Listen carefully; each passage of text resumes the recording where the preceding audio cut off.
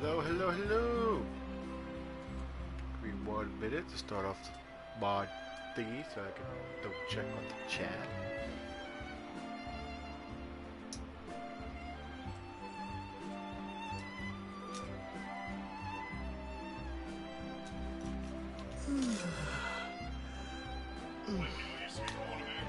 I don't know why that started playing on my phone. Sorry about that. I don't know why I did that. Try to do a bike check. I'm not seeing my stream. Try to do a bike check. Check, check. I'm not seeing my stream. Try to do a bike check. Check, check. Seeing my stream. Check. I just can't see it for some reason, which is weird. But it looks like it's working. Wait, are we live? I'm not seeing the red dot. There we go. We're live. Okay. I just can't see my stream for some reason. I'll think about it. Weirdest thing, but I got it. For some reason, mod chat isn't letting me see my stream manager. Let me see it, so we're good. For right now, we're gonna finish Nouvelette's quest, and then we're gonna try and do Furina's quest real quick. But let's finish his thing.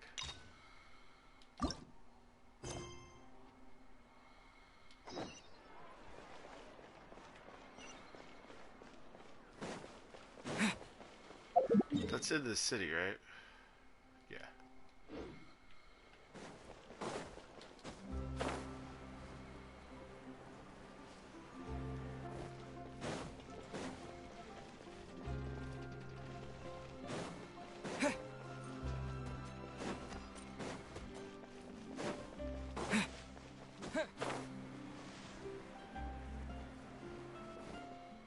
There we go.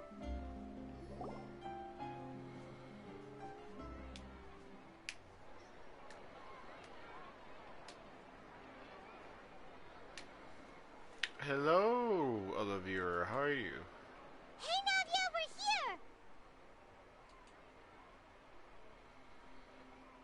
here! Oh, autoplay's not on. My bad. She's not talking? Whoa. Check out all these people. Hey there, are you Navia's friends too? These are the people who have had recent dealings at the Marechaussee Fontaine. They're usually hidden in the Fleuve Cendre, but I sent for someone to invite them over. Invite them over? Exactly. Now, I heard there's great coffee here, and so I asked them if they'd like to come and have some. Yeah, it's our pleasure to be guests of the Spina di Rosula. I've wanted to have a meetup like this for ages. Something feels off. They're terrified. But, oh well, let's get back to business. Is there anyone called Essan here? Yes, that's me. You're Essa? Yes, monsieur Nervilette. Did you write that threatening letter to Kiara? Oh, going straight to it. I did, but I was just following orders. Orders from whom? Domenico, he was my boss. I couldn't disobey his orders. Domenico. Where is he now? The fortress of Meropide. Well, I'm afraid even the Spina would have trouble looking into that place. Looks like you'll have to make the trip yourselves. This was as much as I could do. Makes You've sense. done more than enough. I'm extremely grateful for your... Leave the formalities for later. You should find Domenico first.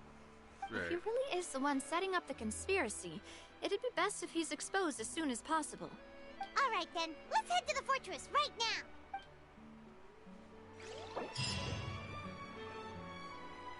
Uh-huh. Oh, continue. I haven't done the unfinished business thing.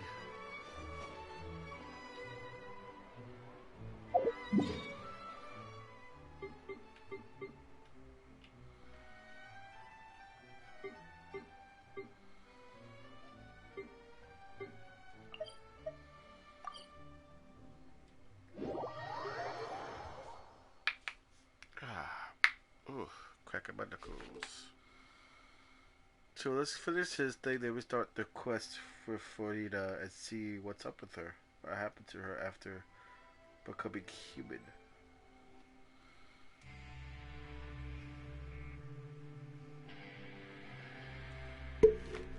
So yeah, just to all Fontanians were once Oceanians. Furina is no longer the Hydro Archon. She is now human. And Nivelette is now the pure Hydro Dragon Sovereign, aka Nivelette is the new Hydro Archon. Nivelette is the new Hydro Archon since he has now regained his dragon Monsieur Nervalette? sovereign status. Yeah.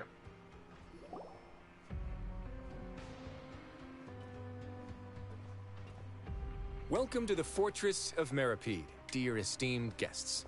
We're back! Oh, and a greeting from none other than the Duke himself!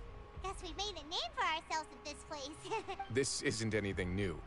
I figured you had important matters to discuss when the two of you, not to mention the Chief Justice, showed up. Let's assume we've gone through the pleasantries and cut right to the chase.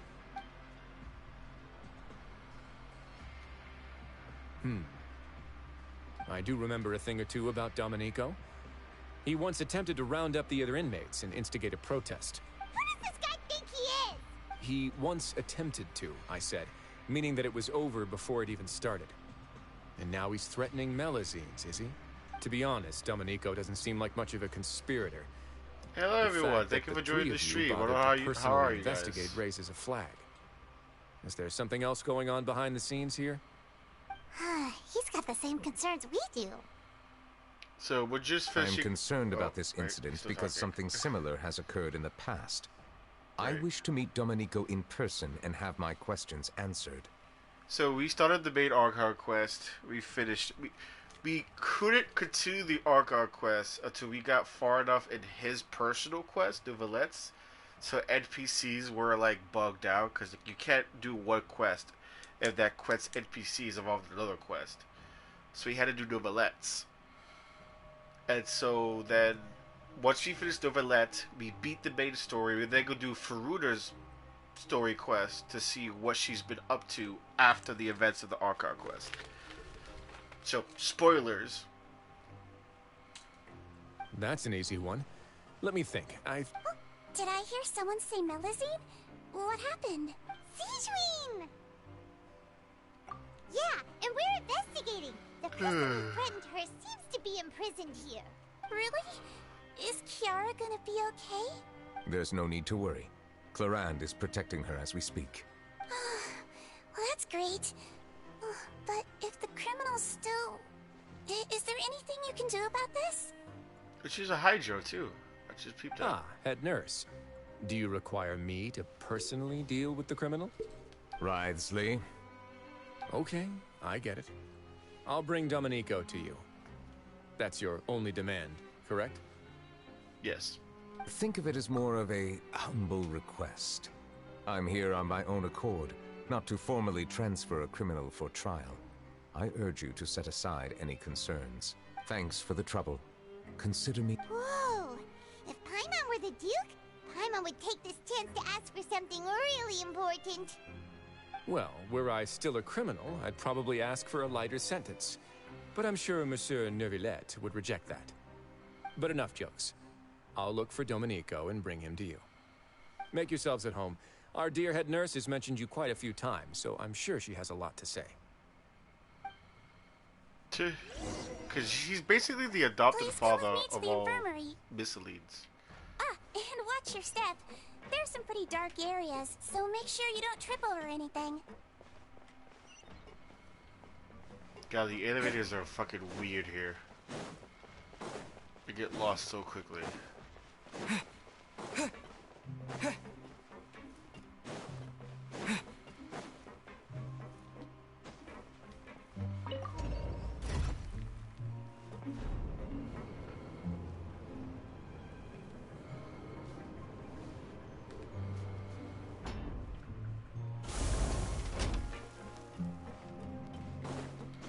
We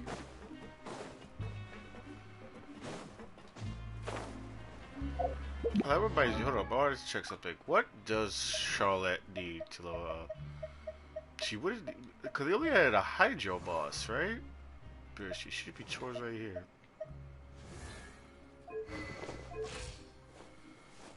What do you need?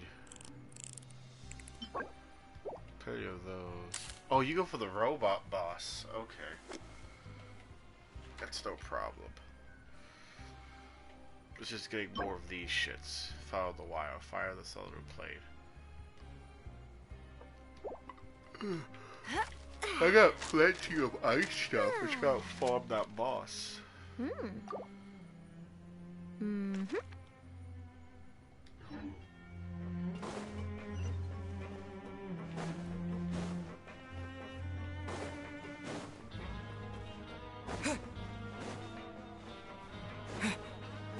Now that I think about it, I can leave this place soon.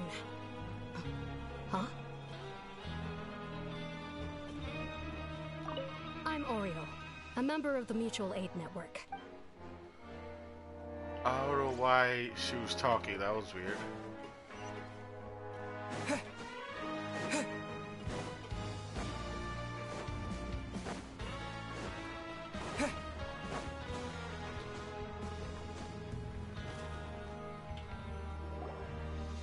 Please rest here for a moment. Okay. Oh, and would anyone like anything to drink? Paimon's not that thirsty, but thanks anyway. Thirst is a warning sign that you're dehydrated, which means you have to drink up even before that. I'll bring you some tea. I'm sure you'll have a lot to talk about. Typical Sijun. Concerned about everyone's health as always. Yep. Why aren't you two saying anything?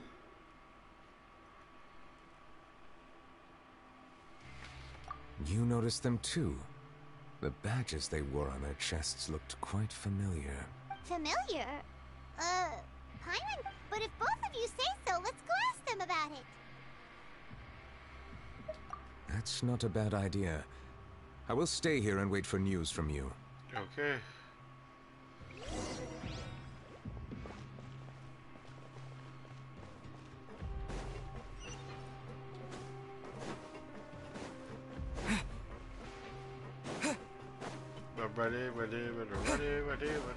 Ready.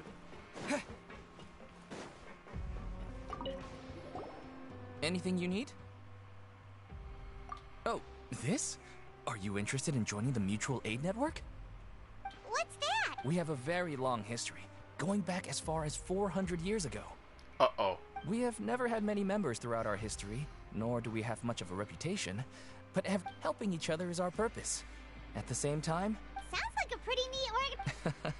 all we want is to defend ourselves. None of us have ever committed serious crimes, and we're not especially powerful either.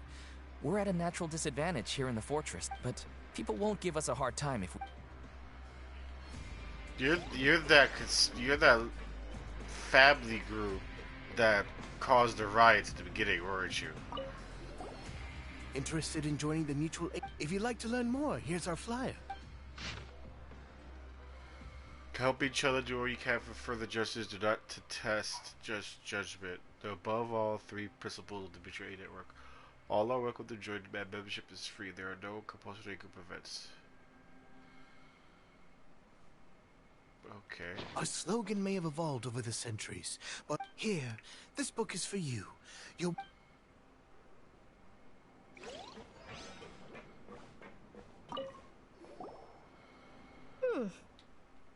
You two look kind of... It's the symbol of the Mutual Aid Network. From what I've heard, it's based on something called a Medal of Peace. I've never seen one of those medals from... The first president of our network was an amazing person. Powerful as he was, he never used his strength against anyone. He encouraged the weaker criminals to stick together and look out for each other.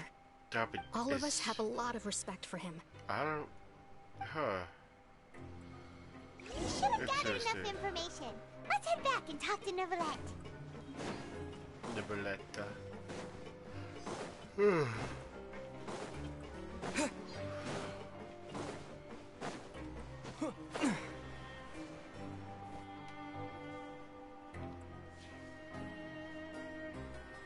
Did you manage to gather any intel? Mm-hmm. The people who wore the badges belong to an organization called the Mutual Aid Network.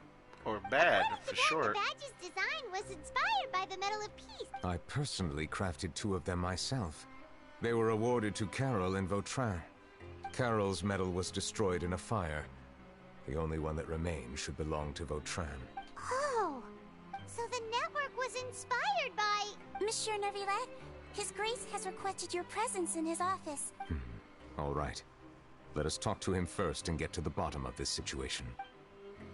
So the Mutual Aid Network was made by the guy who murdered all those corrupted politicians that framed Carol for murder and had her commit suicide to stay her innocence.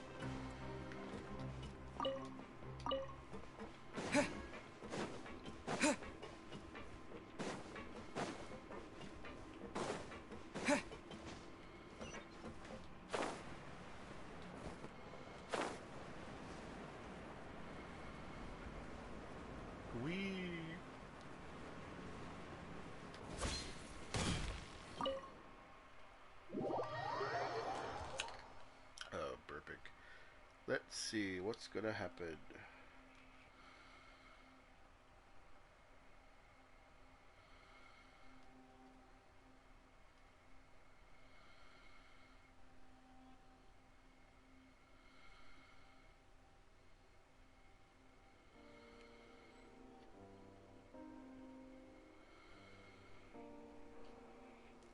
No, not a immediate cutscene, really?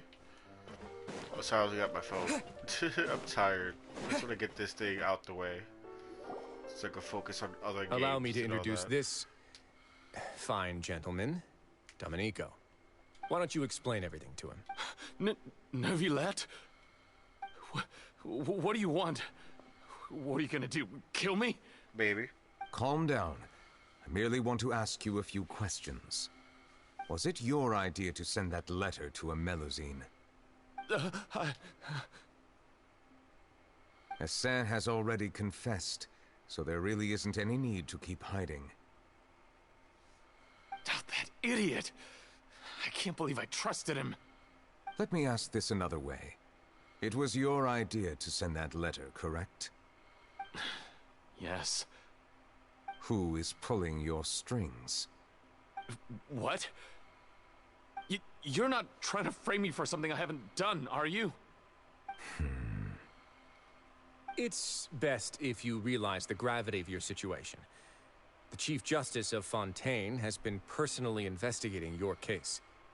I assume your previous attempt to incite unrest at the Fortress of Meripede has something to do with this as well.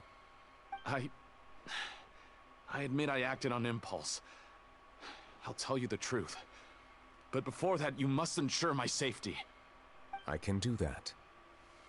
You see, we're all reasonable people here. I only intended to do some small business at first.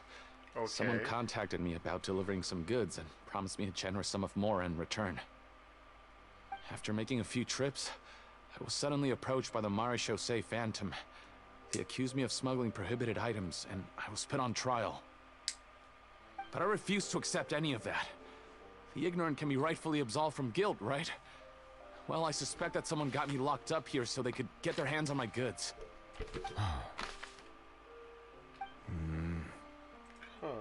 And then you decided to take revenge on the Melusines? Over that?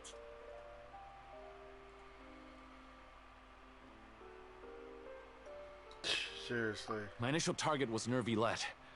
Everyone in the forces of Meripede was declared guilty by him after all. So they must more or less hold a grudge against him, right? If I could get them to strike back. But for some reason, no one wanted to team up with me.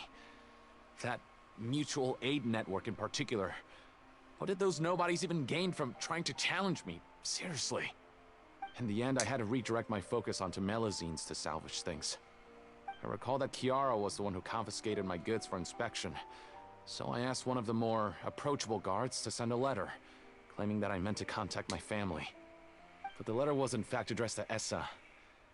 I requested that he write a threat letter to Chiara and force her to resign from the Marechaussee Phantom. Am I to assume that the claims you've made are your own thoughts? Have you been in contact with any suspicious people recently? No. Is it true that all members involved in the smuggling scandal have been caught? Yes. And that's all I know. Sijuin, please take him back to the detention center. I'll deal with him later. Damn.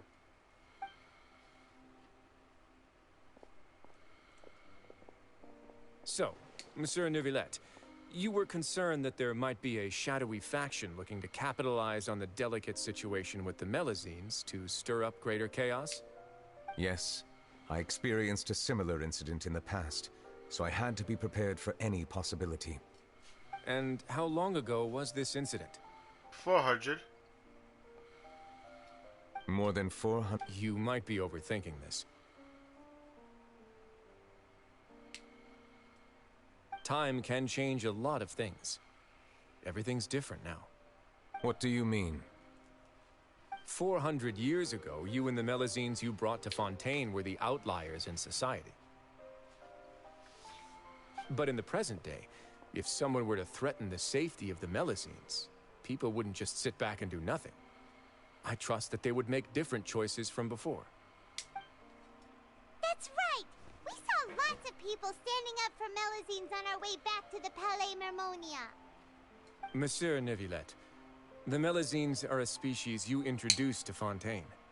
How the public treats them is also reflective of their attitude towards you. When people refused to place their trust in Melazines, it was because they were still on the fence about you, their unfamiliar Chief Justice. For almost 500 years, you've conducted every trial with impartiality. You made the right judgment each time, regardless of whatever nonsense went on. People no longer have any reservations about you and even consider you a symbol of the law. Right now, your every decision will impact all of Fontaine. In other words, you've gradually transformed the whole nation. That's why you're the Hydra Archon now, boy. Paimon gets it now. No wonder no one wanted to join forces with Domenico. Yeah, because you're a good guy. I am undeserving of such high compliments. From my perspective, I have simply been fulfilling my duties. It isn't anything special or worthy of praise. I'm simply fulfilling the promises I've made and searching for answers through my judgments. It is unnecessary to hold me in such high regard. The complexity of human emotions and willpower far exceed those of mine. As a matter of fact, I believe that you are the ones who deserve my respect. There's no need to be so modest. The current state of affairs says it all. You're no longer that outsider you were before. Even if you wished to investigate something on your own, many would take the initiative to lend you a hand. I must say that you've made a fair point. Thank you for clearing my doubts. Now that the case has been settled, I should get going. Huh? You're leaving? Oh, fuck my And legs. so soon, too? Why not stay for a cup of tea? Yeah, he has work Thank to you do. for the offer, but I know how this place works all too well. While some are here to redeem themselves, there will inevitably be those who harbor resentment towards me. The less time I spend here, the better. My presence could very well result in an unwanted disturbance. In that case, I'll have to insist. I still have 2 more things to say. Please, go ahead. The first is about the guard who helped Domenico send that letter. I know of what you speak. The guard was indeed deployed from the Palais Mermonia's staff. However, as I mentioned earlier, I visited today on personal business. Therefore, I leave that matter in your hands. Well, that makes things a lot easier. Hey now, don't let your imagination run wild. Those from up there have a tendency to sympathize with others. However, down here, such thoughts will put you at high risk. I'll have a chat with the guard and remind him to take precautions in the future. I see no issues with that. Great! That's one thing out of the way. What's the... The other thing was born from my own sense of curiosity. Now, I've heard that you investigated the... Yep. Neuvillette thought their badges looked from... I noticed the small gang as well when I first took over the Fortress of Meripede. They were not great in number, but every member always made sure to stand up for what was right. I've looked into their founder, Vautrin, who once stood trial and was sentenced to imprisonment in the fortress. He was exiled. According to existing documentation, Vautrin remained disciplined throughout his imprisonment. He had never once engaged in physical or verbal aggression. In other words, how he presented himself in prison was very different from his behavior in court. What?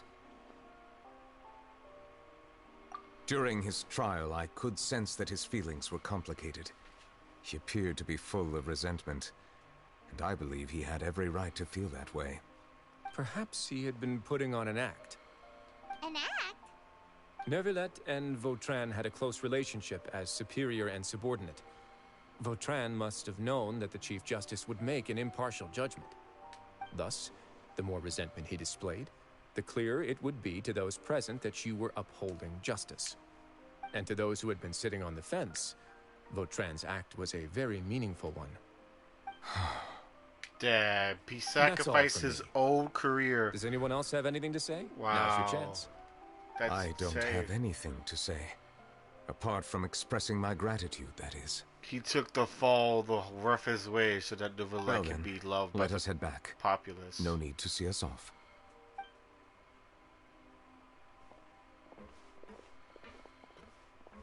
Please, take care.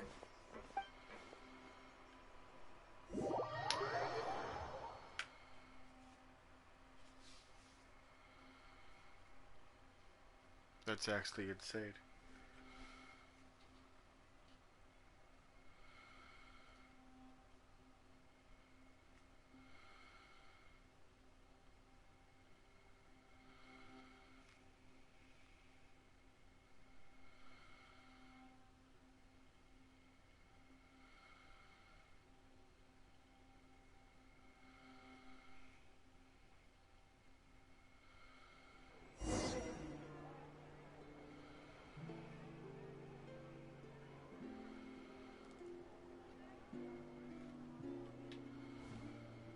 Oh, I was going to say, what the fuck's happening?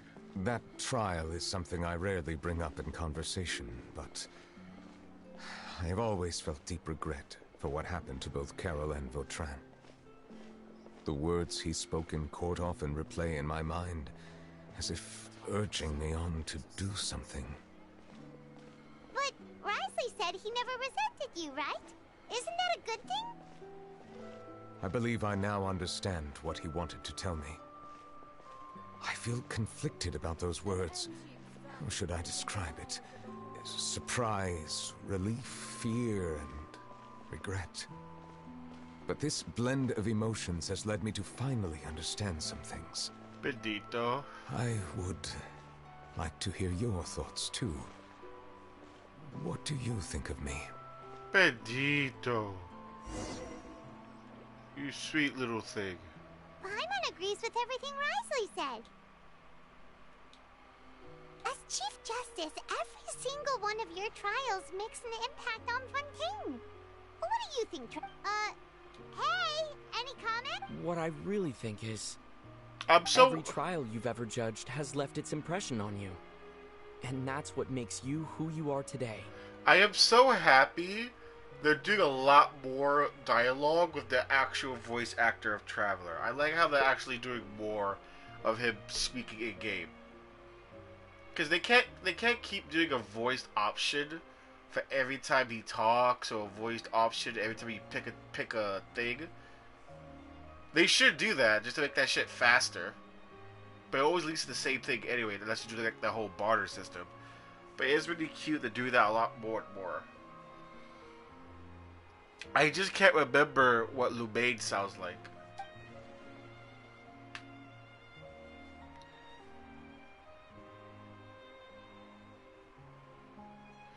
Oh, see, the dialogue has changed since I completed the main story.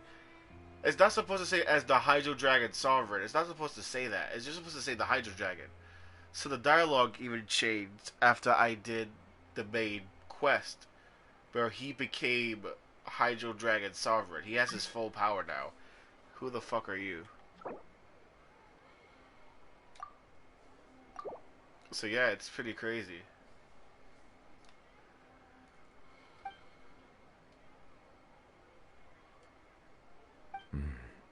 That is indeed a reasonable assumption. As I said, I find it difficult to express my emotions because I cannot fully understand myself. But I trust your judgment.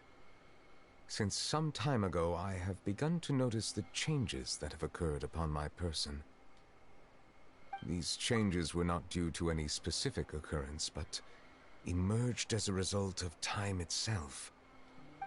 I will try to contemplate this further. Thank you both. Oh, huh? It's raining!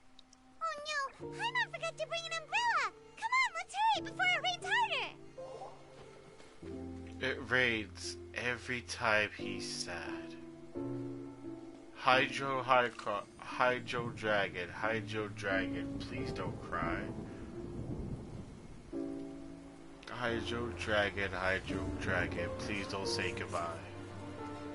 He cried so fucking hard when there go my travel plans.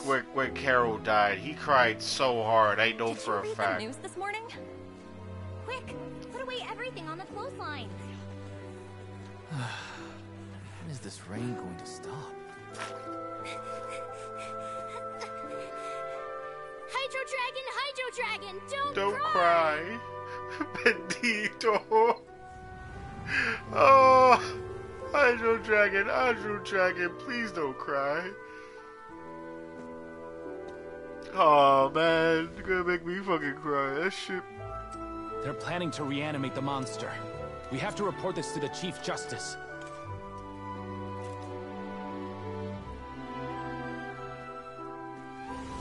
The Fortress of Meripede. It's a good place for me.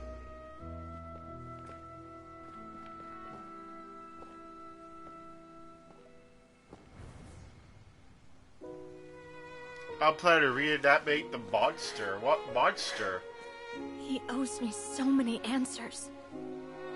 I guess that's from a world quest I haven't finished. You could say he's the real symbol of Fontaine's justice. Watch him closely. He could be trouble.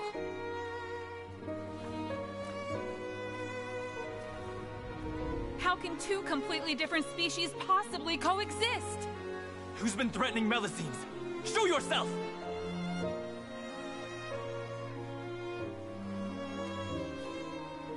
You will see much in the human world, from the delightful to the depressing.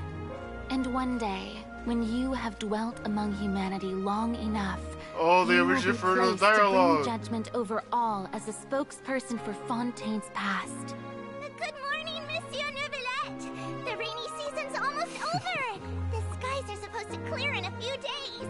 I hope you find time to enjoy the sunny days ahead. Oh, poor Neuvillette. Oh.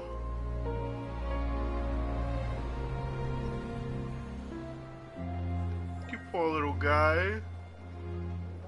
Hey!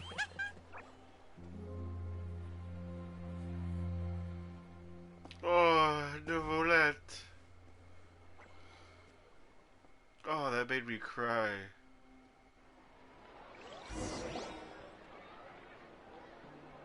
I don't know what memory is. Hurry up, we gotta stop the for reanimating the monster. That has to be from a quest he's involved in, like a world quest where you try to stop him. Is the matter resolved? I don't know what quest that's tied to. We will stop them for reanimating the monster. That's from a quest I don't know about yet. Either that's a hint to a part 2 story quest, or that's from a world quest. Because I did the world quest with the Byzantines. I haven't done the world quest yet about the treasure hunter. The factory, I haven't done that one yet. The Institute factories. And the new one that just popped up that's nearby. To the new region. Haven't done that one yet. Yep, we found the person who sent that threatening letter. Risley said he'd keep a close eye on him so the... Oh, that's wonderful. Sorry for dragging you all into this. Excuse me. There's no need to apologize. Yeah, you didn't drag us in. We got involved of our own accord. By the way, where's Kiara? At the Palais Mermonia. More than 50 people offered to protect her. Some even hid within the bushes to look out for danger. Bendito. I was worried that the excess of protection would make her feel uneasy. So I asked her to stay inside the palais. What? Well, now it looks like the dust has finally settled. To celebrate this joyous occasion, Monsieur Nouvelet. That's not how you celebrate. I will consider it. Oh! Really? Of course. My schedule is full for the following weeks, but I should be available next month. You want it? Wait 1 month, bitch. Damn, that's crazy. He said, you want it? You gotta wait a month. That's actually crazy. You want that, bitch? You gotta wait. That's actually hilarious.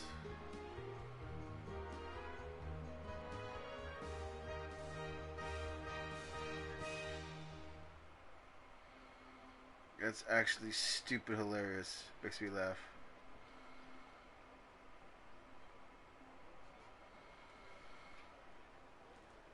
Come up with questions during the intervening days, and I will answer them to the best of my ability.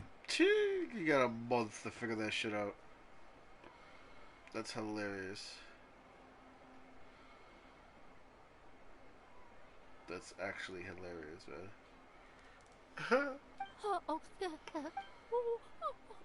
Yes!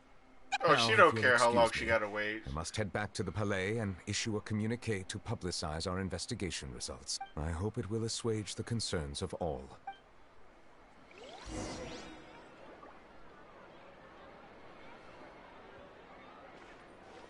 I know for a fact you're fucking excited. Oh, an exclusive interview! Don't let anything hold you back. Make them. I agree. He'll decline any question he can't answer anyway, so you might as well give all of them a shot. Facts. This is your time to shine, sweetie. You got a month to come up with a whole giant list. You have a whole fucking month. That is hilarious.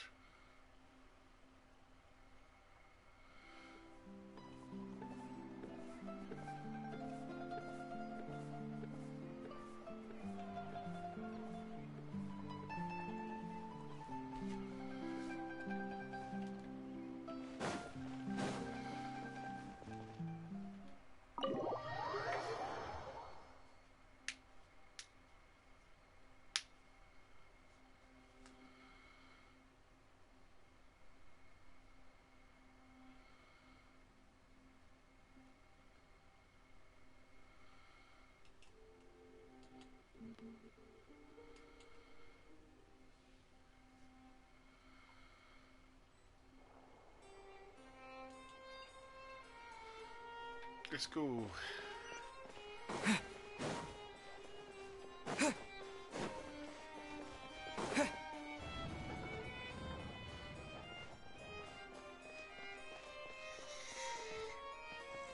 Oh, she's sleeping.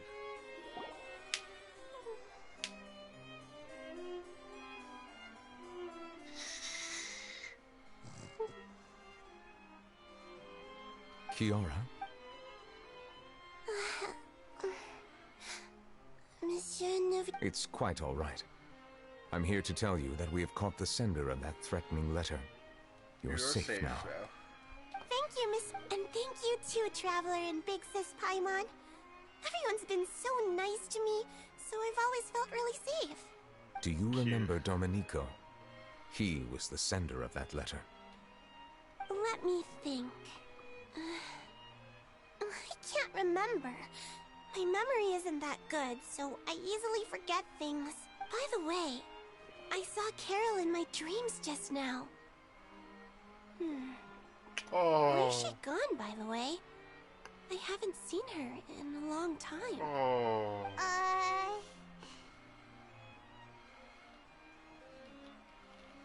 In my dream, she looked really happy. She held my hand and said, Kiara, our dreams have finally come true. I can't remember what our dreams were anymore. And I don't know what. I can sense your joy. Oh, I almost forgot. I promised to model for Alov. Of course. Off you go. See you next And dig this Paimon? See you next time. Bendito. Her soul connected with Kara. I told her the good news. Beautiful.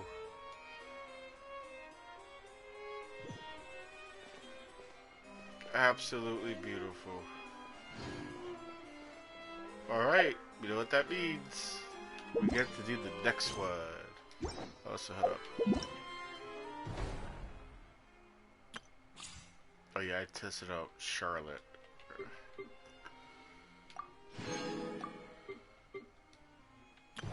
Oh yeah, this thing's like a battle royale thing, whatever, just to fight. Do that later. Time to find out what happened to Furina. Then we have to do like what? How many more commissions? 2 more days worth to see what happened to him. He's whatever. It's Furina we care about.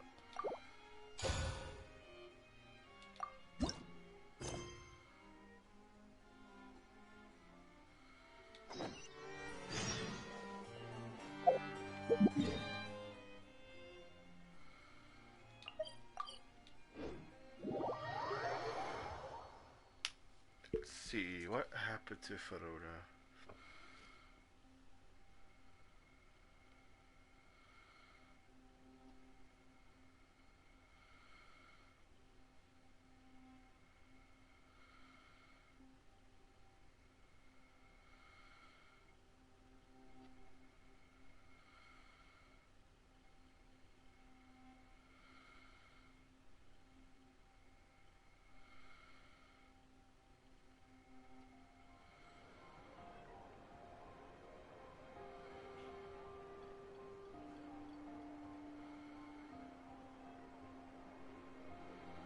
So I'm gonna check my phone. Try to see if any of my bots are still awake. Alright, here we go. It should jump to like day, right? Hey Catherine, it's us. Yep. Got any new commissions? Specifically one with a huge Moor attack, perhaps? Paimon's just being enthusiastic. We're old friends now, she gets it. It's always a pleasure to see our 2 most avid adventurers again. Looking for the next challenge, I see. Actually, we do in fact have a rather urgent commission that is still open. Having read the details, however, I don't believe you'd don't worry about that. We were just kidding. So what's the situation? To put it simply, the requester is looking for a temporary replacement actress for their musical. The original cast member ran into some issues, and is but the troupe has also been experiencing some financial difficulties. That does sound like a tricky situation. That's right. Our adventurers reached out to many actresses, but none of them were willing to take the job. There are only a few days left until the performance. If they can't find someone in time, they'll probably have to postpone the show. And delays tend to create all sorts of new problems. Got it. Oh, this one's a doozy. What do you think? Even if we took the commission, neither of us have any experience starring in musicals. If you're interested in helping, why not start by having a chat with the requester? He's right over there. Maybe you can't fill the role yourselves, but you might be able to help him figure out another solution. Maybe there's something he hasn't thought of. Oh, it's that guy, huh? No wonder, he looks like he just ate a sour lemon. I did remember reading one of the wiki pages for Aruna. So like the way she got her vision was that I think this happens during the quest or it happens after. I can't remember. I did read it.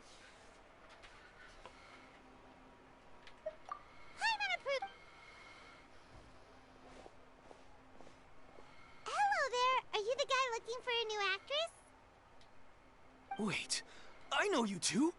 Are you really willing to act in my musical? Wow, sounds like we're pretty famous. But to answer your question, neither of us have any experience in musicals. But we heard that you're in a bit of a bind, so we figured we could at least try to help you think of a solution. Ah, I see. It's okay. I knew that asking for a volunteer was a long shot. If we can't find someone to step in, we'll have no choice but to cancel the show. It would be such a shame. That's the thing. We're not some high-profile theater troupe, just a group of amateur enthusiasts. All our sets and props are very crude. We're grateful enough just to get an audience, never mind ticket fees. If we had a way to make this profitable, things might have turned out differently. But now, it's inevitable that we'll disband. Disband? You're splitting up the troupe? Oh, I guess the lady at the Adventurers Guild didn't tell you? Yeah, this is supposed to be our final show together as a troupe. Oh no! One last show. And after that, we go our separate ways. So we were really hoping to end on a high note. Nobody wants things to just fizzle out. Not after all the time and effort we've invested into it. Yeah, the leading lady, in fact. She's been dealing with a chronic illness ever since childhood, and unfortunately, it flared up again recently. It really drains all her energy, so she's in no state to perform. Damn. The show just won't be the same without her. But for everyone else's sake, I still hope we can find a way to hold the performance on schedule. Got it. We have a clearer picture now. What if we sponsored the show? Traveler, how much more are you carrying? Please, there's no need to go that far. I wouldn't feel right asking such a huge favor, and I can't promise that we'd ever be able to pay you back. Good point. If the actress just goes through the motions for the Mora, that's not exactly rescuing the show. We should find someone who will put on the best performance possible. Oh, wait! What about... you? That's how you know we're the best of partners. Anyway, she should have all the free time in the world right now.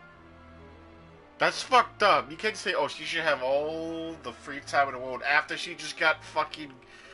She just realized she's a fucking clone of a dead god and fucking lost everything. Whatever, she's going through some shit. Because I don't have people see her, because she unless Novelet explained everything to his people, what happened afterward, people should still think she's an imposter god, but I don't know what happened to her after the thing. I can look it up, see if they, like, mention it. What exactly happens to her after. Let me see.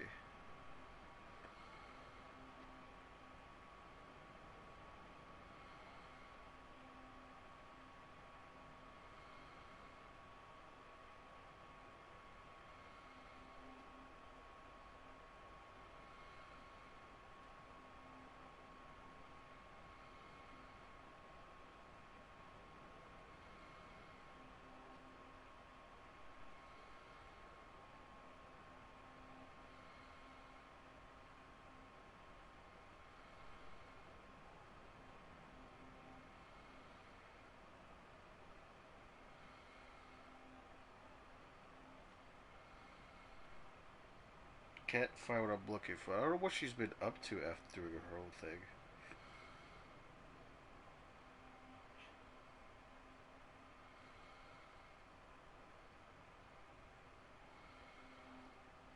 Yeah, that's whatever. She's really good at performing, and she was once super popular with the crowd. Performing in a musical should be a piece of cake for her. Who are you thinking of? Sounds like someone famous. Furina. Her? You're... That was a joke, right? Nope. Paimon doesn't actually know if she's performed on stage before, but Paimon's pretty... You're not wrong there. She has actually performed in a number of big-name shows before. They were one of the reasons she was so popular. But even if she's no longer the Hydro Archon, it's not like she's suddenly a commoner. Right. She's still an idol to many people in Fontaine, including myself. I just think Lady Furina might feel a bit out of place in an amateur troupe like ours. Okay. So it looks like she's not hated by her people after she lost her status as the Hydro Archon. But she's still pretty wealthy. She's still pretty popular with certain people. So not a lot of people are mad at her for being an imposter. So I'd like to think Novelet just tell me what happened, that she was playing a role to stop the prophecy. Like she had to lie. Yeah, he probably did that. He probably just told the public, yo, she had to fake her status to help end the prophecy. Da da da. He probably told people what happened just to calm people down. Well, yes. Fair enough.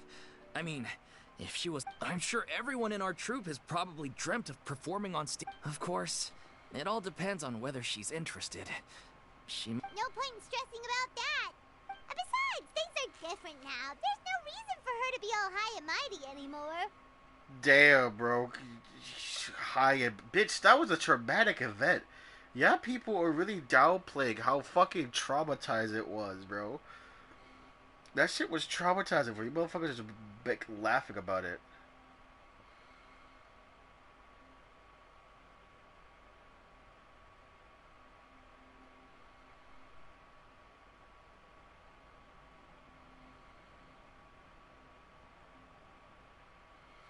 Like, honestly. Thank you for your help. I guess I'll just stay... Wait, where does Furina actually live nowadays? She used to live in luxury at the Palais Mermonia, but she's, moved out, right? As it happens, I have her current address here. I can provide it to you. Woo! When did you get... I came over when things were starting to sound more promising. It is my duty to support commissioners in any way I can. The video is buffering? Thank you so much. Well, now that we've got the address, we'll go find Furina. Just gotta learn from tricks. This lag on the video play. Apologies. Little Oceanid! Okay, so what I read about how she thing was a spoiler, so I kinda know what happens now. But that's fine. Where did she... Damn. You moved all the way down here? Damn, okay.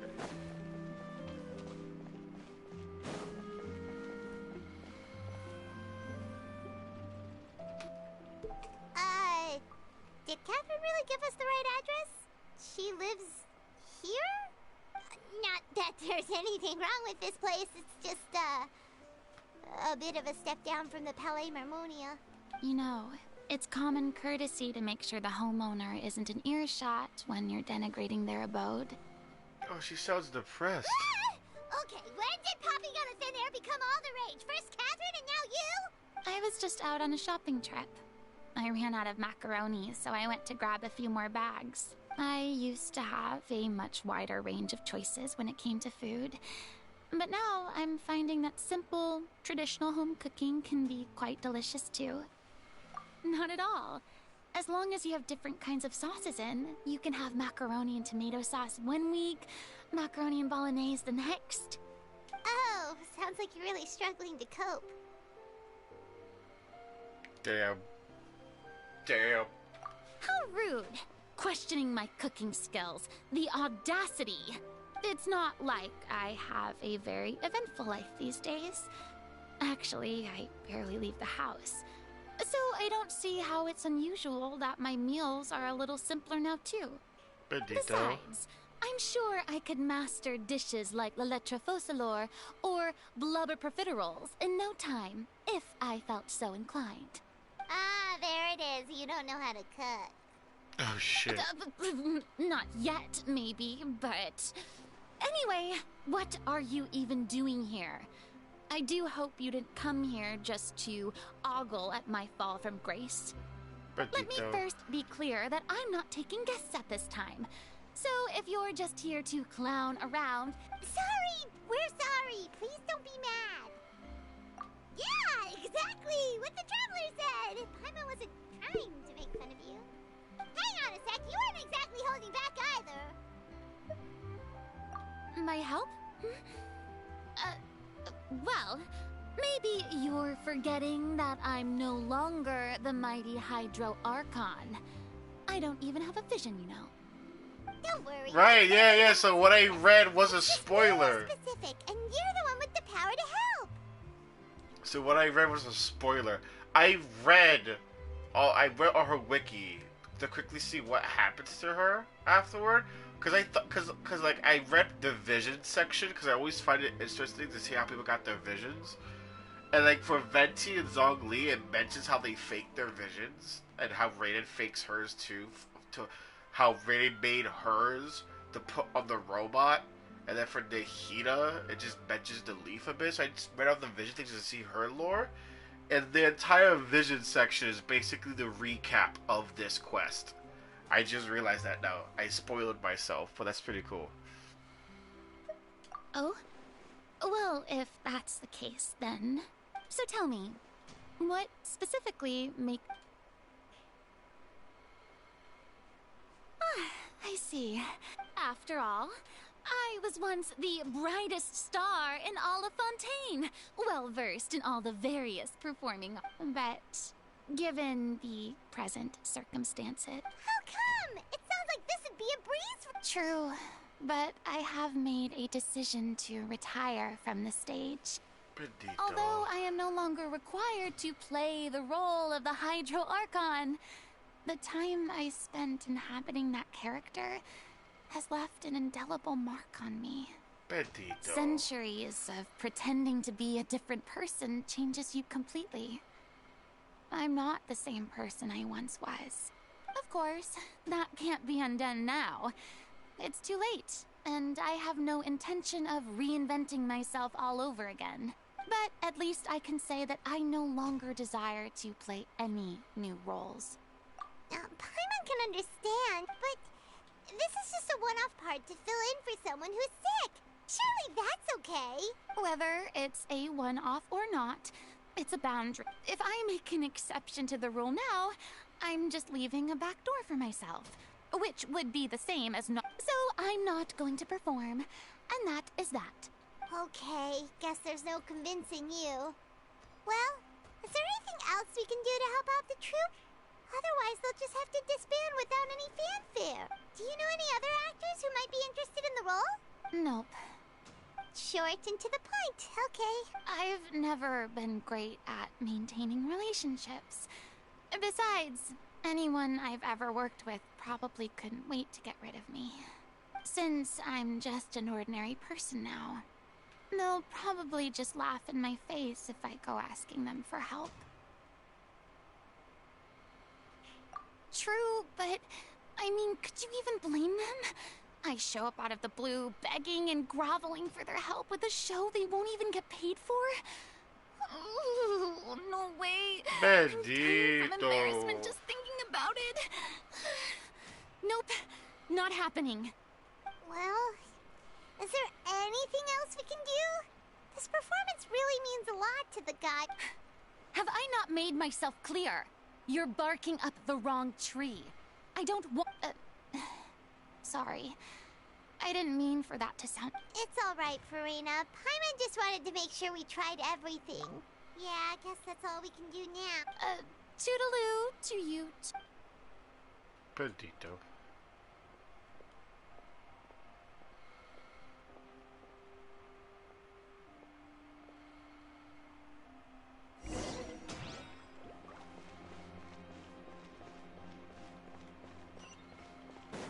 It's too bad, but we have to respect Furina's decision. Maybe the thought of performing brings up too many painful memories now. Yeah.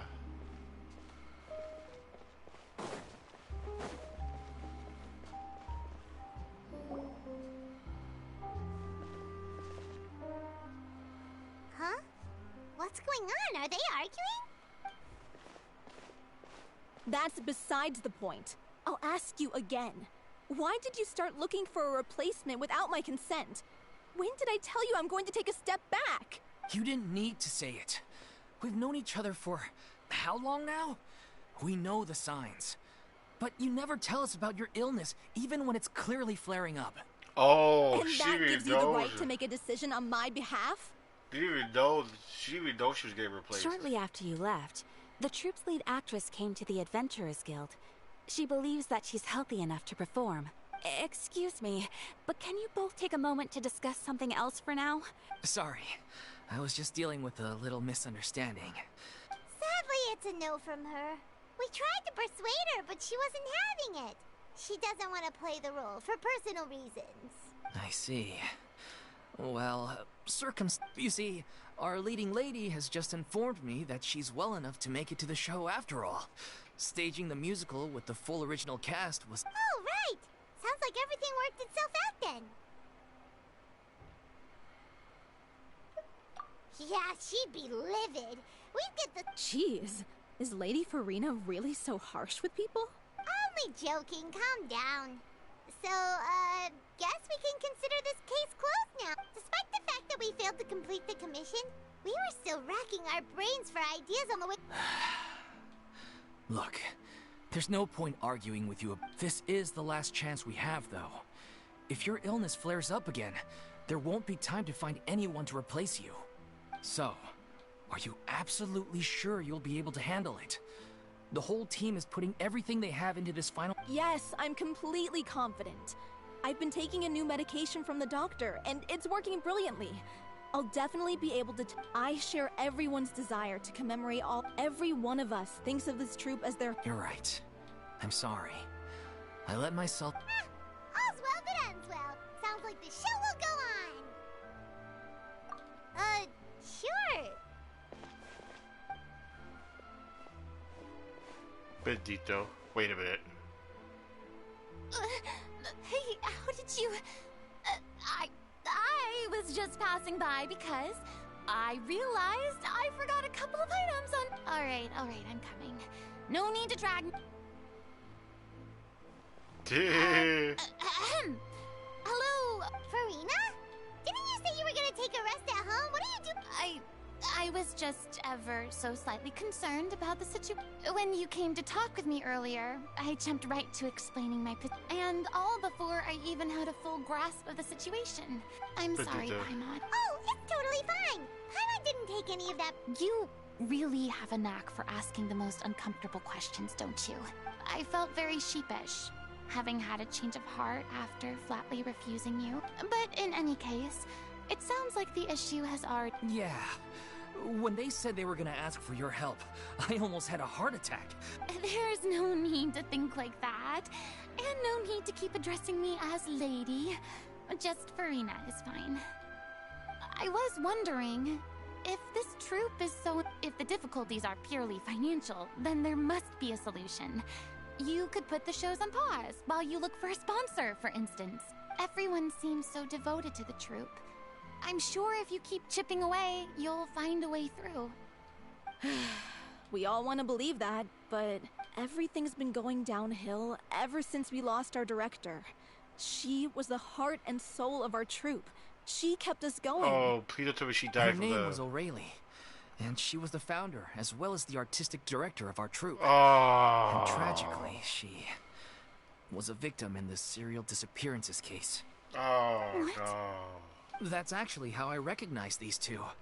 It was all thanks to their efforts that the true culprit was brought to justice. Oh, bad. That's gonna make her feel guilty by association. Still, no sentence can bring our director back to us. She was a loyal fan of your performances, Miss Furina.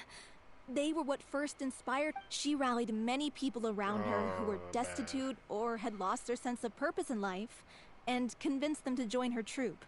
She wrote her own... People loved our performances back then. We seemed to be going from strength to strength. Things were really And then disaster struck. Yeah. After that, none of us know anything about script writing, let alone how to handle the business side of things. We've been doing the best we can. It's agonizing. But ultimately, we'd rather end things now on our own terms than stick it out. Oh. What a terrible waste. Bendito. A gifted artist from humble beginnings who achieved...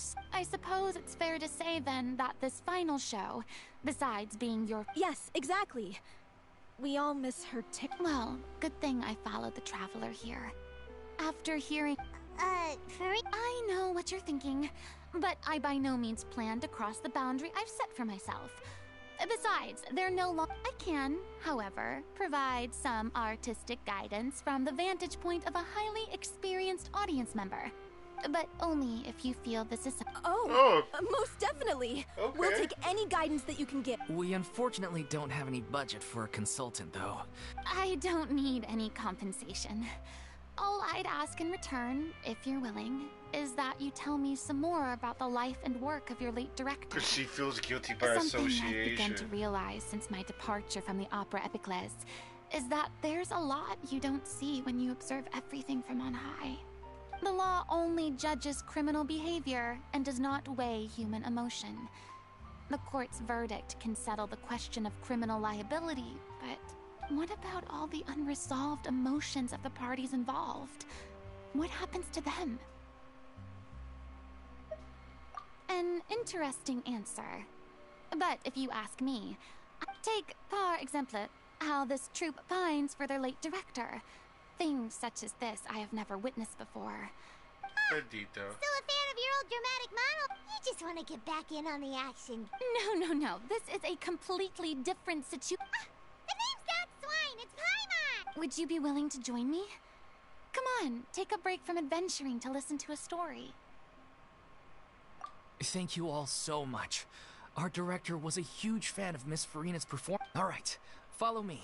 We'll go to our usual practice space. Bendito. Is that in the city or somewhere else? It's in the city. I need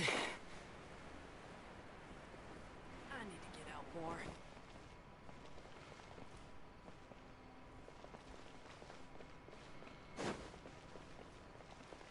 Oh, excuse me.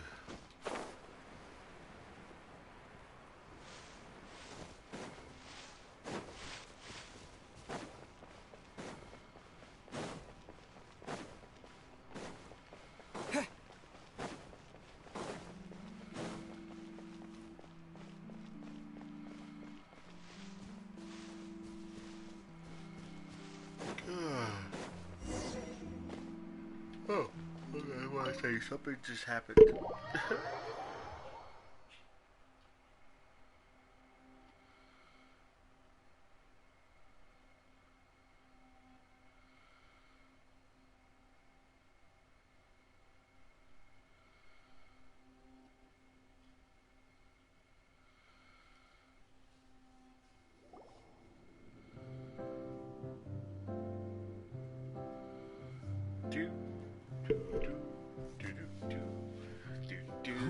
Lady Furina? What's Lady Furina doing here? Hello all. Allow me to explain. As of today, Miss Furina will be supporting our production of The Little Oceanid in the role of artistic consultant. These two over here are the ones that made it possible. They kindly— You bet! That was the trial of the century! You helped bring our director's murderer to justice. Oh, please don't mention it. So, you were saying? Yeah, that's the name of our final show. It's an unfinished script left behind by our director. One of our greatest regrets is that she never got to complete it. So, if we can bring it to the stage and make it a successful show, we can all take some solace in that. Wait, but if it's not finished, then... Yeah, we've been battling issues on every front, trying to realize this dream. Anyway, the protagonist of the story is a young Oceanid who transforms herself into human form, despite the protests of her family. She longed to live just like any other human. And sure enough, she found friendship and even love. Everything seemed perfect. This seems stupid. I'm guessing Neverlet didn't make that public knowledge yet, but the sin that created the prophecy was that the original Archon turned all Oceanids in her nation into humans. And because of that, Celestia didn't like that because she basically created a new breed of humans, and so it cursed the land with that prophecy. At some point, this place is going to drown and die. But then, you know, the whole campaign happened, so it's kind of funny. But one day, her true identity was So far, so good. That's one of the issues we've been trying to deal with. Unfortunately, this was as far as the director got with her. We need a proper ending so we can bring this musical to the stage. But people have different... We still haven't decided between a happy ending or a true-to-life tragedy.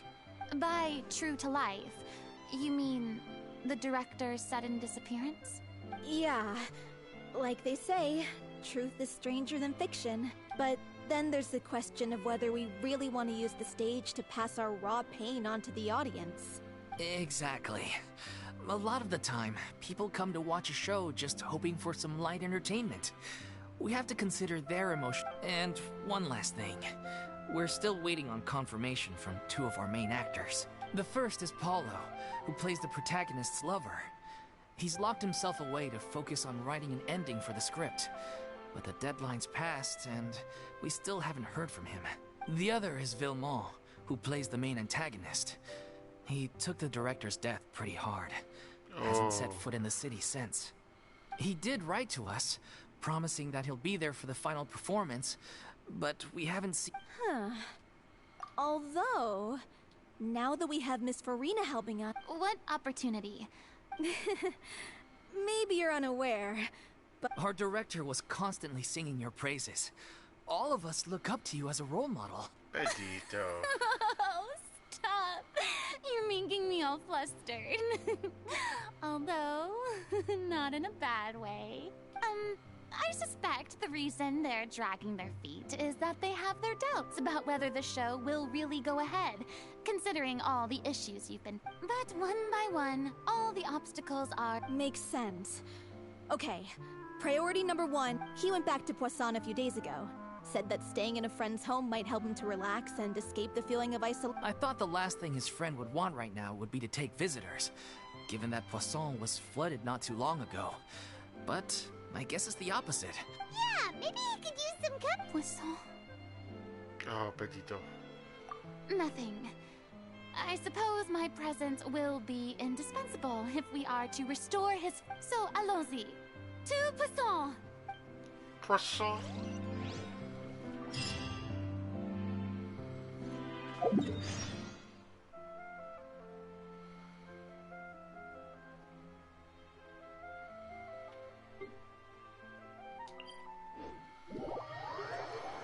Poisson? I just find that word funny.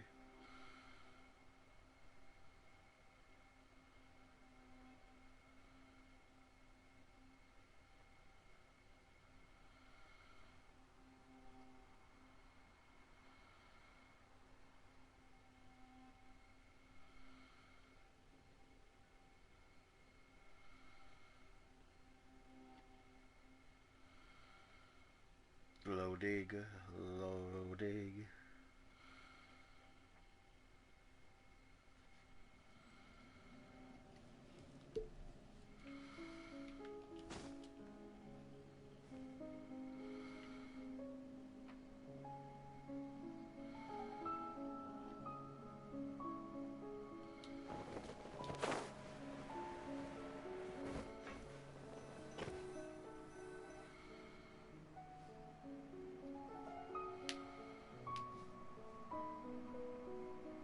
If I remember correctly, this is where he's staying. Who is it? It's me. Is the script ready? You came all the way here for that? Alright. Forget that for now. Just come on out. We've got some great news. Nice try. Look, just give me some time, okay? I'm just wrapping up this last part of the script. I'll be out once I'm done. Okay then. Looking forward to your masterpiece. So, as expected, he's missed the deadline. The ending is one of the most... Even once he's done, it isn't final until we've all had the chance to read through... Someone told me they'd just seen you in Poisson. I assumed it was a case of mistaken identity, but sure enough, here you are. And Furina, too. I was wondering if we might run into her. So, you're here for Paolo? Looks like he could be a while, so feel free to take a stroll around town in the meantime. Oh, it's okay. We can just wait here. Thank you for being so considerate, Miss Navia. That sounds wonderful. We'll take that stroll. Get over here, you! How oblivious are you? How are things in Poisson now? Any better? Things are on the mend, but it's a slow process. Some people may never recover from the trauma they experienced. I'm sorry to hear that. Please, must our conversations take such a depressing turn every time we meet? We all have painful memories. And if you're trying to make a new start, perhaps it's best if you don't bring up the past all the time. Thank you for your words of comfort. But for now, at least, I think I should stay with the way I'm feeling. It's okay. These things take, which brings me to why I'm here. I thought you should probably know that not everyone here is ready to forgive and forget after the Hydro Archon's inaction in the face of catastrophe. To avoid upsetting the peace, I told the townspeople that everyone here is a member of the theater troupe, and that you are just an actress playing the role of Furina. It's not a perfect solution, but hopefully it means you won't have to lie low while you're here. That's so thoughtful of you, Navia. Well, what do you expect? I am the courageous and considerate president of Spina di... Anyway, that was all. Look after her now. Thank you. Off we go then. Let's take a look up there. I don't have any friends that I can be frank and honest with, so maybe she's right. You're the closest thing to friends that I have. You have Devilette. I think Devilette would be down to, like, have a talk with you every now and then.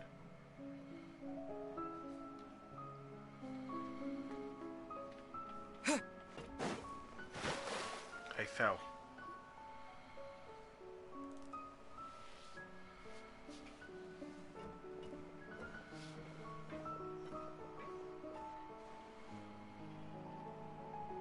I'm so grateful that Miss Navia was so understanding. To be perfectly honest, I didn't know if I was ready to meet her. It's always easiest to just run away from your problems. But that never fixes anything. You can't get around the obstacles without facing them. So that's why you were nervous when they brought up Poisson. Yeah. She still feels guilty. I'd be lying if I said I wasn't scared of coming back here. Still, I felt it was something I had to do. As I was saying before, I hear footsteps. I want to see for myself the things that I never could in the past. I'd be overjoyed if the people here could find it in their hearts to forgive. Yeah, I can tell people are watching me. I was hearing footsteps. That was actually them. I'm sure some people here see the idea of someone coming to Poisson dressed as the Hydro Archon as extremely disrespectful. I used to be terrified of the gaze of other people, especially when they had suspicion or resentment in their eyes. I guess I wasn't quite ready for this after all. Yeah, Mama. I'm not surprised you're making yourself That's go just through sad. all of this.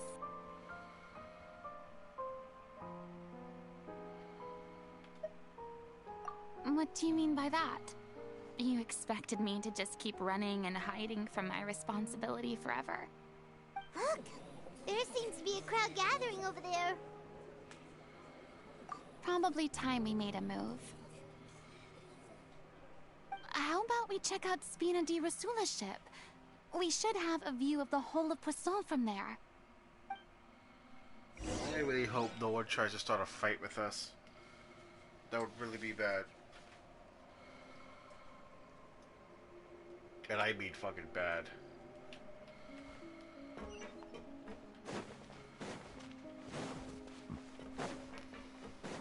Okay, if everyone who got dissolved is turned back into an Oceanid, where are they?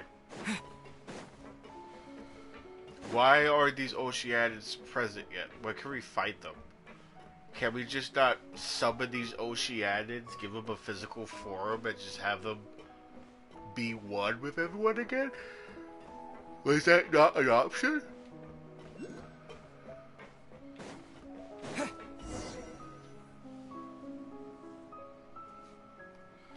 I'm sorry. You probably just wanted a relaxing stroll.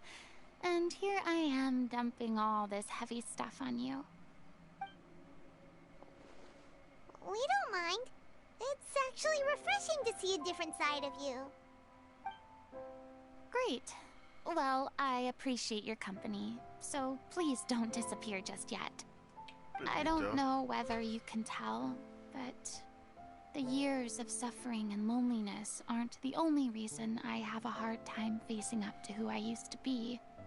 As I stand here by the ship, I can't get the images of the rising water out of my mind. One after another, people were taken by the water. All those treasured lives and memories washed out of existence in an instant. They thought their god would protect them. They had absolute faith that when disaster struck, a divine power would save them from harm. And all the while, I played my part to perfection to convince them that was true. But then the floodwaters finally came, and the Hydro Archon did nothing. You shouldn't look at it like that.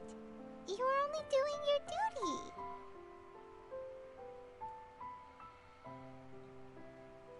Poor thing. I've had to go through so many moments like that for the sake of protecting the truth.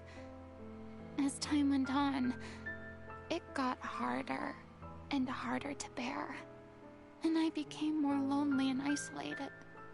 Eventually, I realized I had nothing left except the truth. I became terrified of completely failing in my task, and was haunted by the thought of being left all alone, weeping on my throne. Fortunately, we were able to avoid the worst-case scenario thanks to the help of heroic individuals such as yourselves. Everyone rose to their responsibilities, and I finally regained my freedom.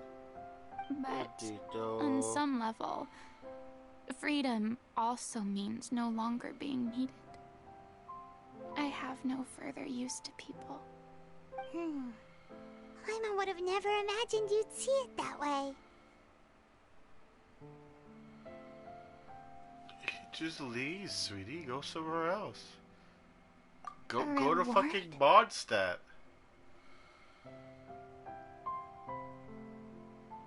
I guess so. Go to Mondstadt. Go pick up with Venti. And back then, I didn't even dare to dream about having someone to confide in. I was scared of someone recognizing me for who I truly was, and exposing the secret I swore to protect. Believe in the Furina you see on stage. She is the one you can trust. I had to keep all my feelings, all my curiosity about life to myself. No one could be allowed to know.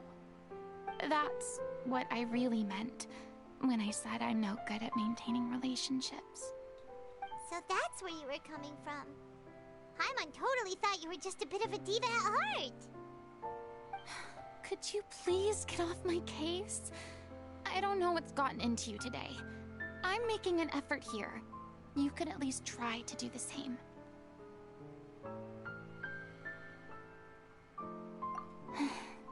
I do.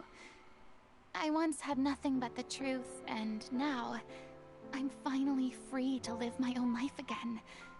And even though I have no idea where I'm going right now, at least the choice is in my hands.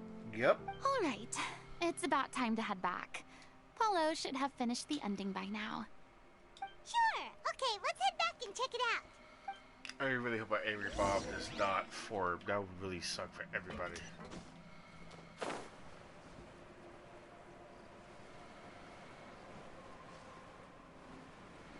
Is that a music disc? What is that? That was a music disc for a second. Didn't you say you needed to watch what you eat? You're supposed to be cutting down on fried foods, not wolfing down copious quantities of fish and chips, you know? Come on. It's not every day we get to dine at Spina di Rosula's expense. Can you believe how generous she is? I'm not about to pass on free food. Anyway, my character doesn't need to be slim and good-looking. That's your job. Are you kidding me right now? It's not your character's health I'm worried about, it's yours. I've spent my whole life battling the effects of ill health, And it kills me to watch you willingly ruin yours by filling yourself up with junk all the time. Oh no, looks like they're arguing again. We're back! Could you maybe put your differences aside for a moment? Ah, you're back. We've been enjoying Spina di Rosula's VIP treatment in your stead. Paulo's nearly done. We shouldn't have to wait too much longer. Great! So you were discussing your characters, right? We heard she's playing the Oceanid who turns into a human girl. What about you?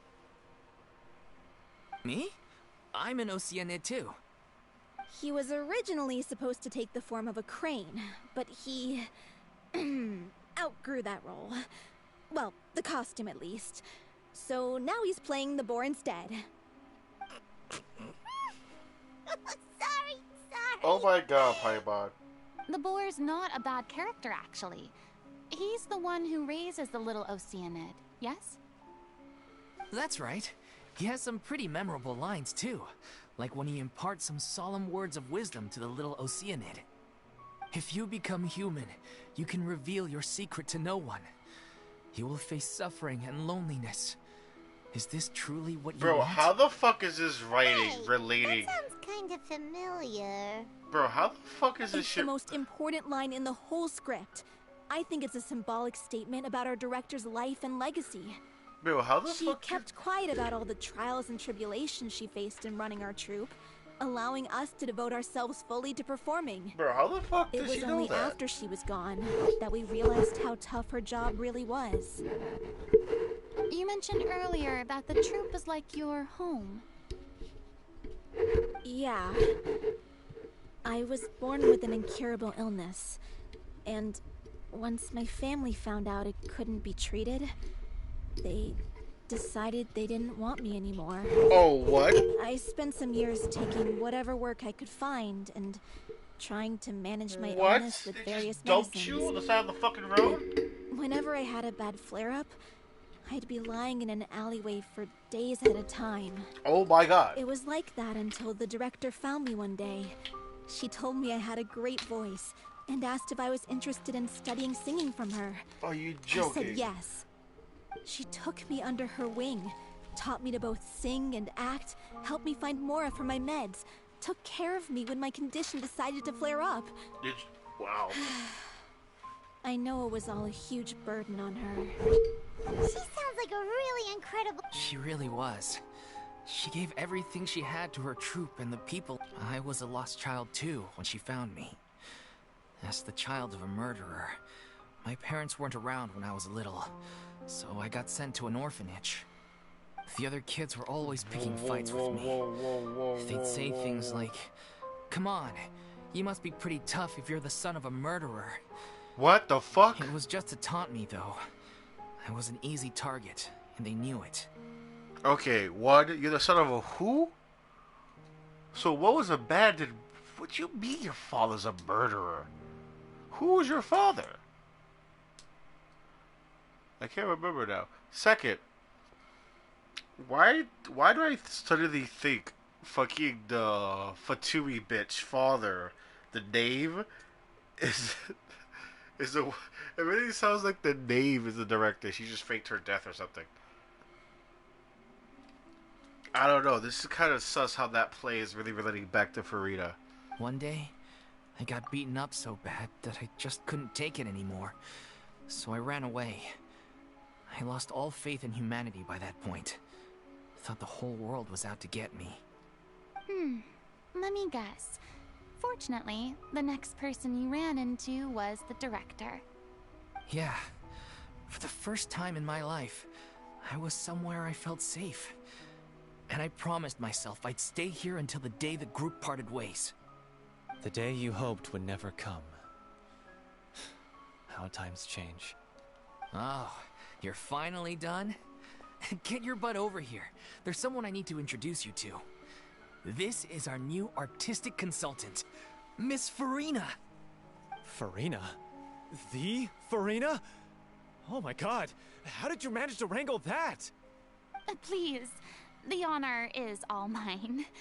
I was profoundly moved to hear... Same here! Even so, this is just... Oh, wow. I'm sorry. Ah, yes, the script, of course. Let me give... I'm sure you're already familiar with the beginning of the story. She finds love and friendship in the bustling city. But then, the people start to notice that all the fresh water in the surrounding area is slowly disappearing. The soil is becoming arid. Plants and flowers are withering. And the people begin to panic. The little Oceanid, Cleo, and her lover decide to do something about it. And in the end, they discover that all the waste and pollution created by humans over the years has caused the fresh water to flee the land, as if driven by a consciousness? You mean... Water as a conscious entity. There's actually quite a few stories that explore this theme. Since the little Oceanid is a water spirit, she immediately understands how the water is feeling. She then tells her lover about her true identity, as well as the truth behind the crisis. Her lover accepts her for who she is, and works with her to find a way to bring the water back. However, unbeknownst to them, there were some people eavesdropping when she revealed her secret. The little Oceanid is accused of being directly responsible for driving the water away, and faces the greatest dilemma of her life. And then?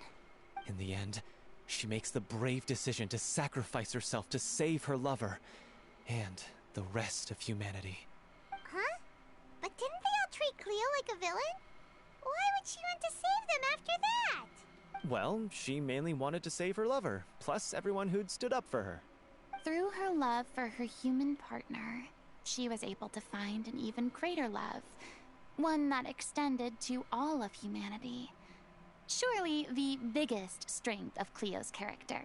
There's actually something else that bothers. You know the protagonist is supposed to represent the director, right? And she never had the chance to become a hero in our world.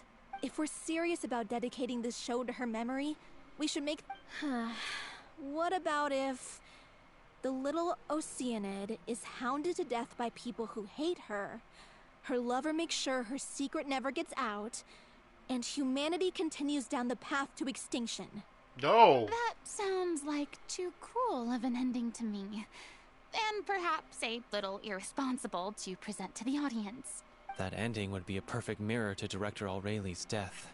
On the day when she went missing, Director Aureli had instructed us all, somewhat out of the blue, to leave the court of Fontaine and wait for her outside the city. We waited and waited at the rendezvous point, but she never came. We looked for her. The Gardamex looked for her, but she was nowhere to be found. Increasingly, the director was the kindest soul in the world, yet she was senselessly sacrificed for the sake of a so-called experiment by someone who had nothing to do with her at all. But doesn't the way she suddenly told you to leave the city suggest that maybe she had some sense of what was about to happen? It almost seems as if she was moving you to safety. I've been trying to follow up on that ever since, but all my efforts so far have turned up nothing. Villemont? The one who's playing the role of the villain? Yeah. He's been overwhelmed by grief. I think the director's death hit him hardest of all. Grief?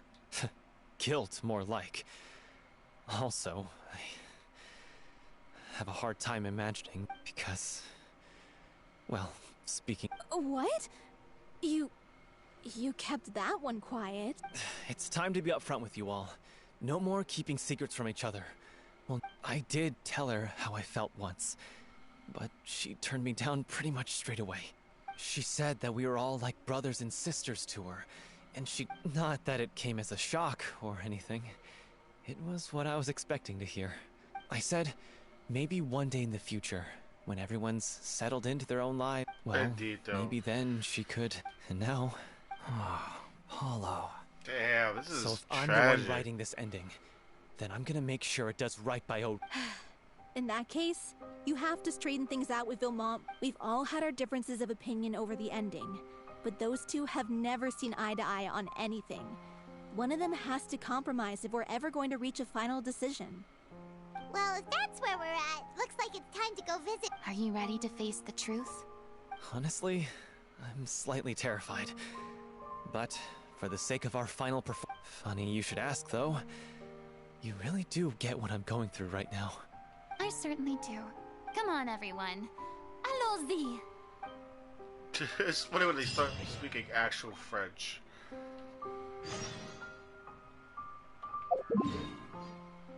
Where does this fucking live?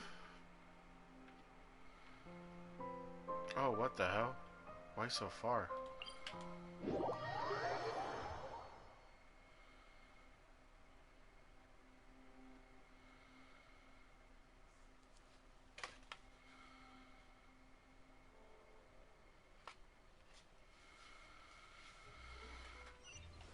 Okay.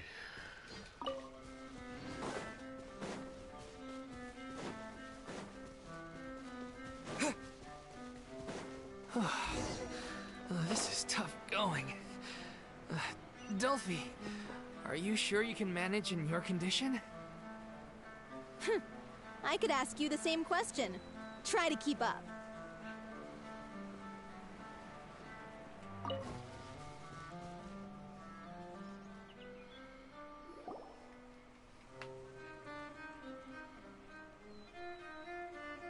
Ugh, as if this journey wasn't tough enough already without a roadblock. Don't worry. We should all be fine with the traveler here. We don't need to take a detour. Wait, why are you all looking at me? We're just curious, that's all. I don't... Yeah, but don't you remember why? The Hydro Archon willingly gave up all her power so it could be converted into indemnitium. Miss Furina said so herself. Precisely. And I'm not even the Hydro Archon anymore, so all my power is gone anyway. As much as it pains me, unfortunately, I should just stay put. I'm more like a damsel in distress more than anything. That sounded so smug. Ugh, secondhand embarrassment is unbearable. C'est la vie indeed. Alas, I am forced. Aww, too bad. Sorry to leave all the heavy... Don't worry, piece of cake.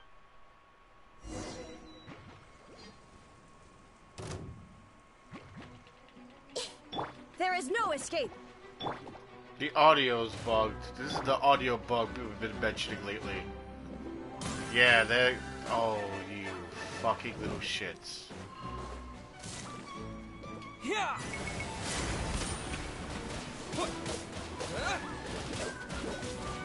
Water jet.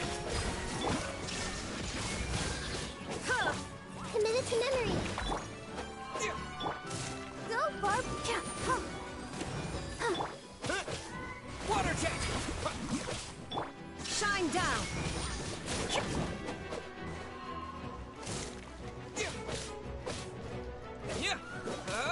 Go. Oh, the electric isn't landing because of the fucking armor he has. Illusion shattered. No, that's gonna start landing. Okay, good to know.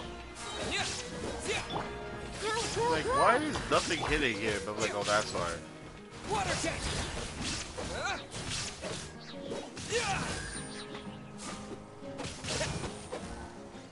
Oh god, there's more. The Temple of Wisdom. Torn to oblivion.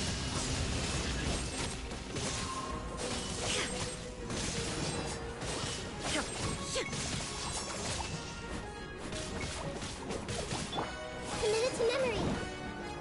Ouchie. There is no escape.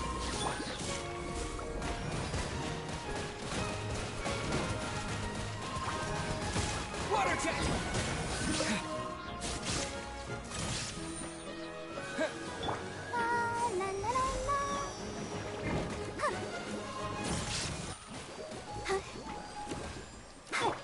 Illusion shattered. This may hurt a little.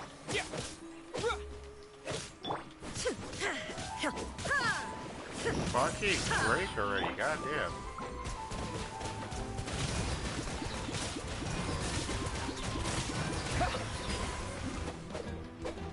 Shine down. Bravo! Good show! You certainly live up to your reputation. Yeah, thank you.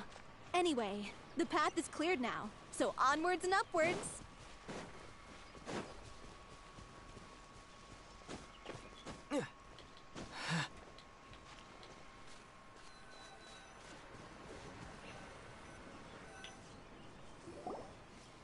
Vilma, are you there? Huh? Oh, it's you guys. Wait, what's Lady Furina doing here? I can explain. We've been rounding up the whole troop. We now have everyone except you. So, you think knowing the truth about the director's disappearance will help you write an ending to the script that pleases everyone? I care just as much as everyone else about making the Little Oceanid a success. That's why I wanted to wait until after the show. If I open this can of worms now, I just don't want to make things difficult between us. Vilma, avoiding the truth will not help anyone. Unless you mean to suggest that Aurelie's death had something to do with you. I don't want to talk about it. Listen, Vilma. I used to think that my love for Aurelie was a point of shame. But now, I've made up my mind to put it all on the table. I'm prepared to face everything, to sacrifice. The Little Oceanid cannot be complete unless we do justice to Aurelie on an emotional level. This is why people think of you as not being the smart one. As you all know already, the troupe was kept afloat not from ticket sales, but donations from the audience. Of course, that we took on side jobs when we weren't performing, but even then, the troupe's fine. So, anyway, one day after a show, a merchant came to me and offered us a huge sponsorship. In return, we just had to provide the audience with their drinks during performances. What the fuck? It seemed like a win-win, so I said yes to it on the spot. The drink in question was synth. The drug? Isn't that the drink peddled by the culprit behind the serial disappearances case? Bro, that's why she got melted. She was about to expose the fact that that man was about to experiment on an entire fucking theater of people with that shit. Damn, she died a hero. She actually died a hero. I freaked out when I saw the boxes. And I told the director everything right away. She was completely shocked as well. But she didn't reprimand me for making the decision without consulting her. Instead, the merchant was furious, berated us for going back on our word, and threatened to sue us for damages. The amount was astronomical. There was no way we'd be able to pay. And then? I was going to sort it on my own, but the director stopped me. She said that this was an issue for the whole troupe, and it wasn't my fault. But things only got worse from there. The synth merchant just wouldn't let up, and then suddenly the director told us all to leave the city one day. I admit this whole thing was my mistake. I didn't dare to tell any of you the truth back then, and after the director disappeared, I was even more afraid to say anything.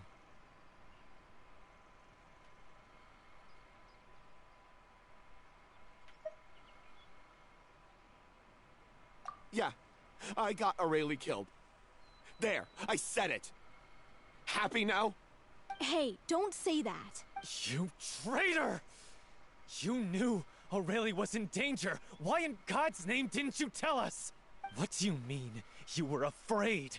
This was a life and death situation. We could have saved her! How could you be so stupid? Please, try not to get too worked up. Yeah, listen to him. You need to stay calm. Stay calm? How can I stay calm? This guy got Aurelie murdered.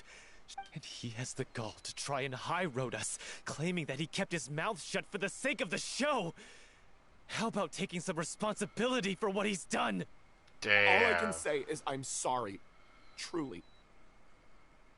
I'm just a coward who made an awful, terrible mistake that I can never take back. In my life. So I can meet the director. Get out of my sight. Go, get lost. That's enough. You've screamed and shouted at each other for long enough. Now pipe down, both of you. Can you stop conflating the show on stage with your real-life relationships in the troupe? You keep saying that you want to use this final performance to pay tribute to your director and celebrate her life. How can you do that if you're just using it as an excuse to vent your own emotions? Damn. You're right. I'm sorry. On stage, the lead role is the focal point of the audience's attention. And you're all used to seeing the director as the heart of the troupe. But in her own life, her greatest desire wasn't to be the center of attention. I can tell how much she loved you all, and how much she loved the troupe. What she wanted was to build a warm home for all of her brothers and sisters.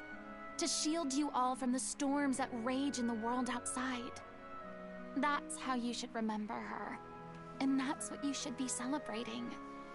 I understand why you're trying to make her the hero of the story, but isn't she your hero already? After everything she did for you? Yeah. So think hard about what that means. And then think again about what you hope to achieve by arguing with each other. If you really hate each other and can't reconcile your differences, then you could just call it quits now. Why bother with the final performance if the group is already fractured? Damn. But you can't bring yourself to do that, can you? You care too much about Director O'Reilly and the home she built you all to let go. What are you laughing at? I don't see what's so funny. Sorry, I didn't mean it that way. It's just that, for a moment there, it felt like our director was back with us again. If she'd seen Paulo and Vilmont at each other's throats like that, she would have scolded them exactly like you did, in that same stern voice. Really? But she sounded like... Of course she was. Even her harshest lectures came from a place of kindness, and it showed. She really was a truly outstanding person. What you said, it really puts everything into perspective. I'm truly sorry. I really meant for this to be a genuine apology, but I ended up making it all about me and my self-pity. It's all right. Let's save all this for after the performance. So, the ending. What are we gonna do about it? Clearly, everyone needs to take a step back for now and reflect on what really matters. When emotions are running high, things get lost in the fray. The end of the story needs to focus back on O'Reilly herself. She's the true star of the show. Yeah. What do you mean? The Traveler is right. You once investigated that underwater synth base and recovered items belonging to the victims. Yeah, we If you could did. find anything that O'Reilly left behind, perhaps we can get a better sense of what she went through in her final days. You really think that's possible? I trust that nobody would object to the ending of the story being based on O'Reilly's... No. Well, we'll leave this... Come, let's pay a visit to the Palais Mermonia. The rest of you, head back to the Okay.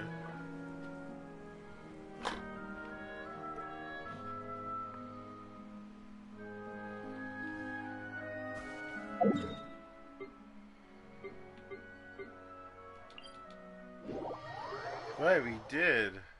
There's a bunch of stuff.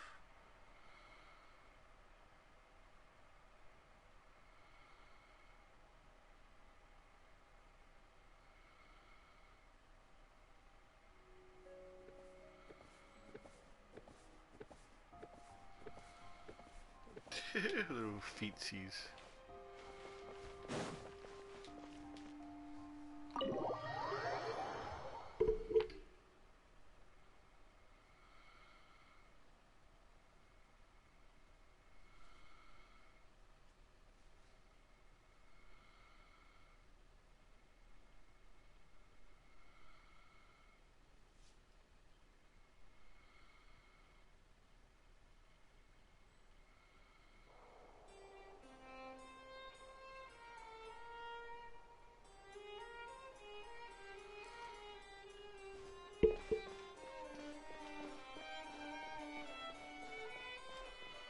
Let's do this thing, Leroy. You want to review some recovered items connected to victims of the serial disappearances case? But, that case has been closed for quite a while now. Still, since you were the ones who discovered and submitted the evidence in the first place, you don't actually have to submit an application. Okay, please hold on. I'll have someone dig them out. Oh, cool. So, this is all O'Reilly left behind. Just whatever she was carrying on her person and this tattered old notebook. Hey! It's full of script lines! And sketches too! Let me take a look. Maybe there's something in here from after she was kidnapped. Aha! I found something. To whoever discovers this diary, looks like she kept a detailed record of her captor's actions. She even mentions the truth behind the experiments on dissolving young women. If we'd had the chance to examine this notebook carefully back then, it would have been a conclusive piece of evidence proving Vacher's guilt. Vacher took so many lives. It's still so I guess O'Reilly must have written all of this down in the hope that her records would one day be... wait, it cuts off. Her handwriting here gets patchier and more illegible by the line. She probably didn't have much strength left. Her final words are... I'll let you read them for yourselves. Someone else was taken. That makes 6. Or perhaps the 7th. Someone tried to escape yesterday, but was caught. She hasn't been seen since. Was that yesterday? Maybe not. I've long since lost track of time. Sorry, I don't know if this writing is of any use or how much longer I can do it for. I can already see my fate approaching, but what terrifies me more is the thought of seeing the others from the troop here. Have I truly protected them? Sorry, I'm so sorry. I can't write no more. I think I have a fever and my old stomach troubles have returned, but nobody has given me my medicine. I suppose I'm more fortunate than Cressy. The pain keeps her awake all night. I suppose they think that anything goes so long as the experimental subjects can be used up before they die. It is so damp here. I have given her my blanket. So cold, so cold, so cold. As long as one persists, all things will pass. There will be a reward for hard work. I like to tell them such things. But it is I who am losing my grip. If anyone sees this, troop, safe, I, them, important. Please, farewell, apologize. Life, perform, future, regret, Celio.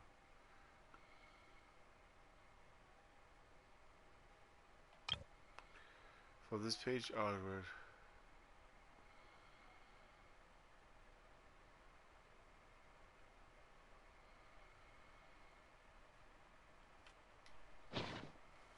She was so terrified. She may have been a mighty hero in the eyes of her troop, but I can't bear to think how painful and lonely her final days must have been. Wait. This...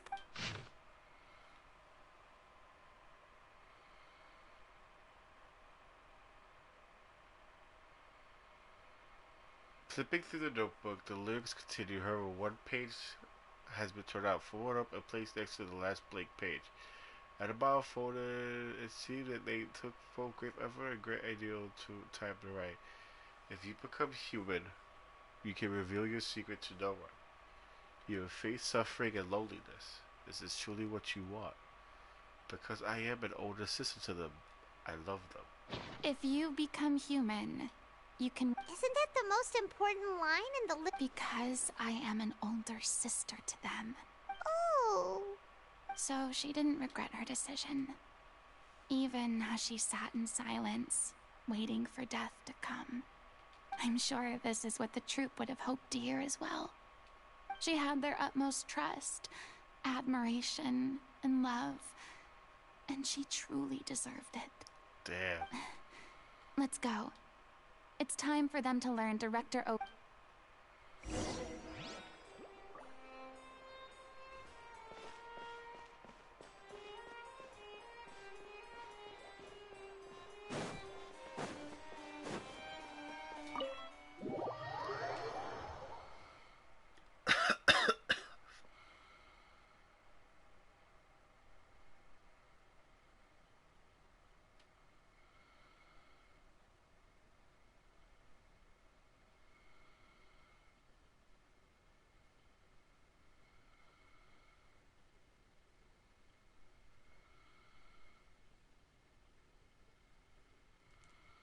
Deb, load, bitch, load.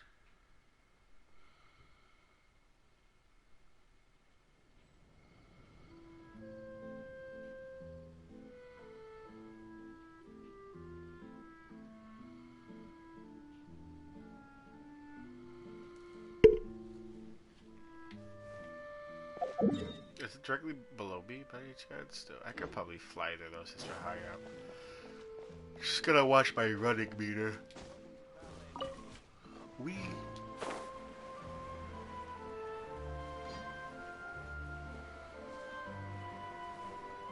Excuse me.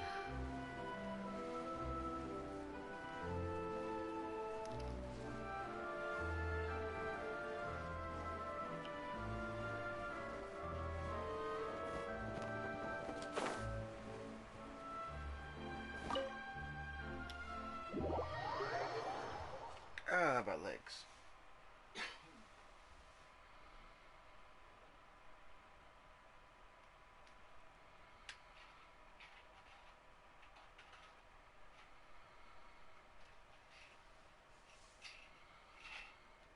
Solomon the Stinky.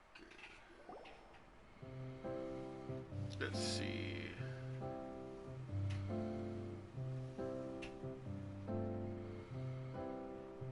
Yikes. Why this music though?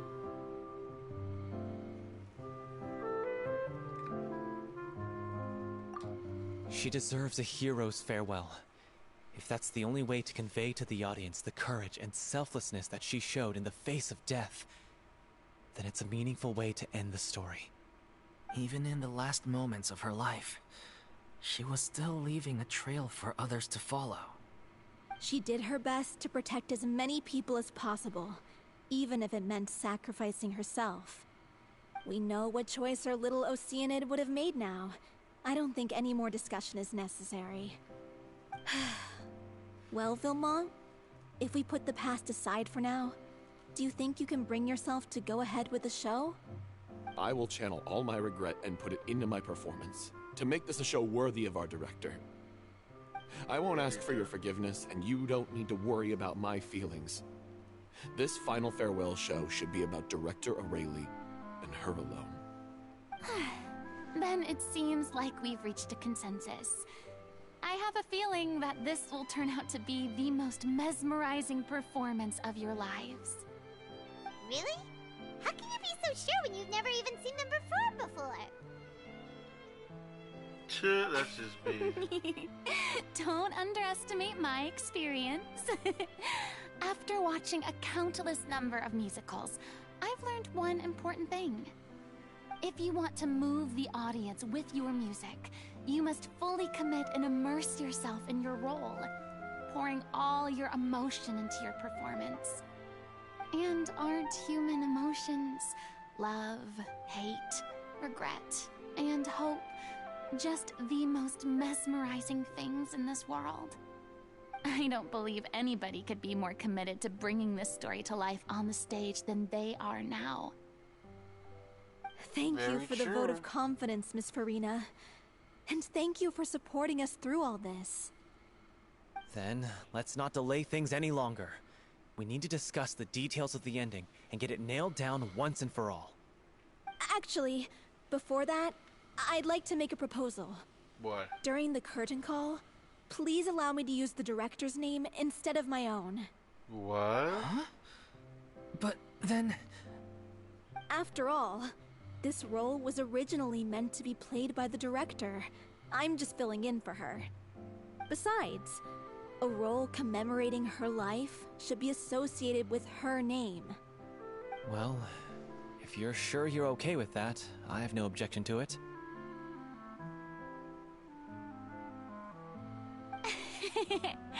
Now we're talking like a serious acting troupe.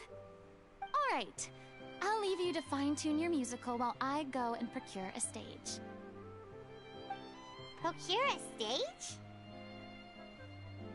Oh, it's okay. Our usual place doesn't need a reservation. That place? Oh, don't be silly. For an extraordinary show, we need an extraordinary stage. By which I, of course, mean the Opera Epiclese. Whoa, wait, what? No. That's never going to work. It's far too fancy. What are you afraid of? Surely you don't think that Aurelie's... No, It is supposed to be your grand finale, right? I have no problem.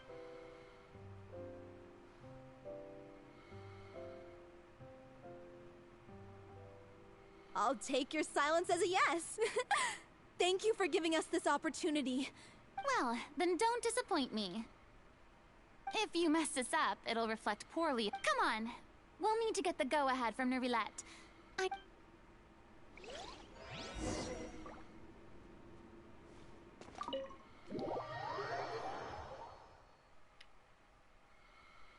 Rollin'.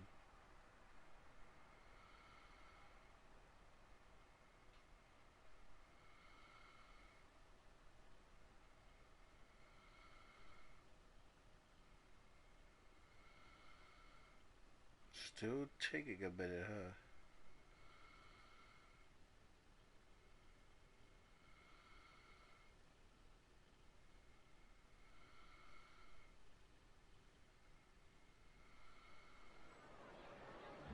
There we go. Where are we going? Is that above or below? I guess soon I'll find out.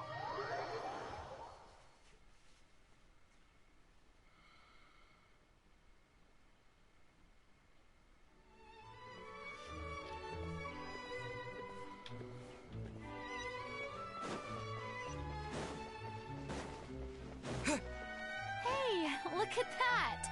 Looks like I guessed right. I mean, you two used to bother each other. You used to bother him all the time. I knew you'd be here. I'm here merely for a short break. It has been a while, Miss Furina. And you too, traveler in Paimon. What might I assist you with today? I would like to book the Opera Epiclese for an event. You see... I understand. The process for booking the Opera Epiclese is complex and can be somewhat cumbersome. But given that the request is coming from the three of you, I see no reason to make things unduly difficult. The story of the little Oceanid is most fascinating. I'm looking forward to seeing it performed on stage. I will say, however, that I am surprised to see your passion for the performing arts rekindled after all that has happened. Huh? What do you mean? Do I look excited? Yes. And this is the first time that I've seen you like this since your departure from deityhood. At first, I just felt bad about rejecting them. So I wanted to learn a little bit more about their situation. But one thing led to another, and... well, here we are. In the past, we sat in our high chairs in the court, giving our opinions on isolated cases, all while knowing very little about the human stories behind each and every one. Maybe it's because I finally become an ordinary person and gained my freedom, but I've developed a great sense of curiosity about their lives. I am truly delighted to see you find a new lease on life. Now that you've regained some confidence, have you had any thoughts regarding a return to the stage? Why would you suddenly ask a question like that? Well, if the Little Oceanid turns out to be a great success, it will no doubt become a classic. Many theater companies are certain to add it to their repertoire. The experiences and decisions of the protagonist Cleo are all modeled after your own. Naturally, this makes you eminently suited to playing the leading role. It would truly be a shame if you did not take this opportunity to allow audiences to enjoy your outstanding acting talents once more. Haven't I already made myself clear? I won't act or perform in any role ever again. No exceptions. Nor do I think it is any great shame. There is no lack of fine actors or inspirational stories, either on or off the stage. This experience is a case in point.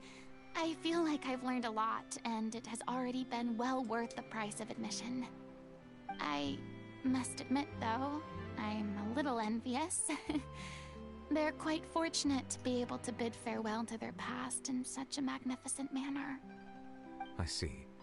Well, I'm glad to learn that you have found a role to play that you enjoy, be it on the stage or not. I sincerely hope the show will serve as the grandest of finales. I will have my staff book the date and mail the relevant paperwork to the troupe once the details are confirmed. Thanks, Nervalet. You are very welcome.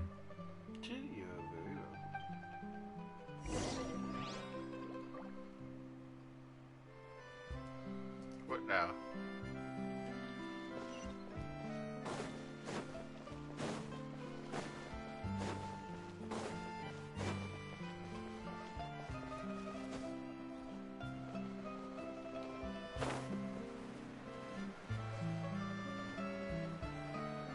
Okay, PS4, stop showing off.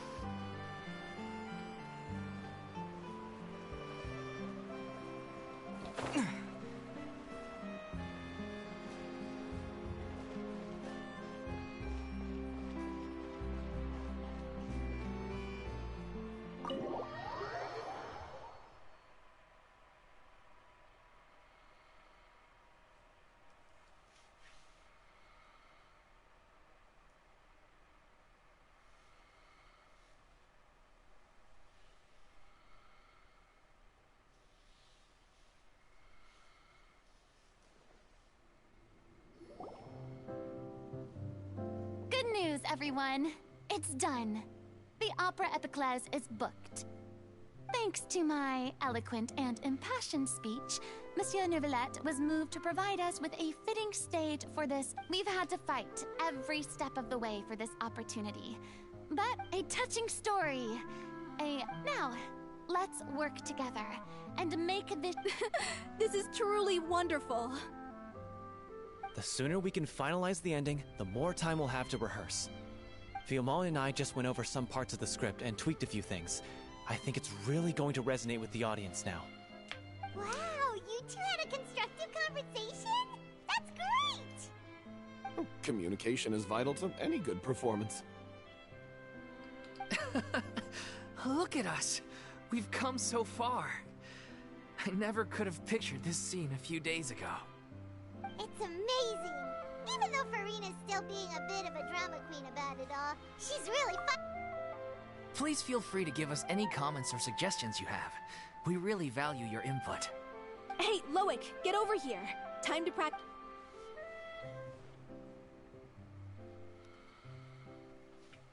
I'm tired.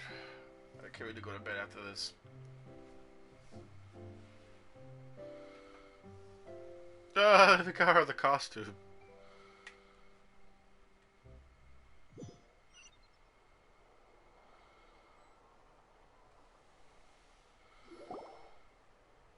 Cursed Cleo. She stole the waters of life from us. She's a fraud, and she must pay for her crimes. This has nothing to do with her. The ignorance and hatred of our people is to blame. How can we hope to win back the water's favor if we don't change our ways?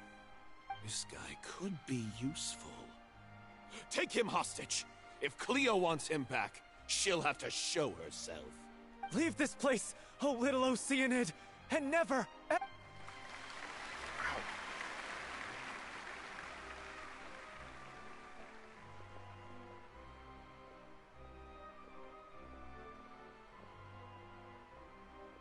Everyone's really throwing themselves into their roles. Something. If only. What should we do?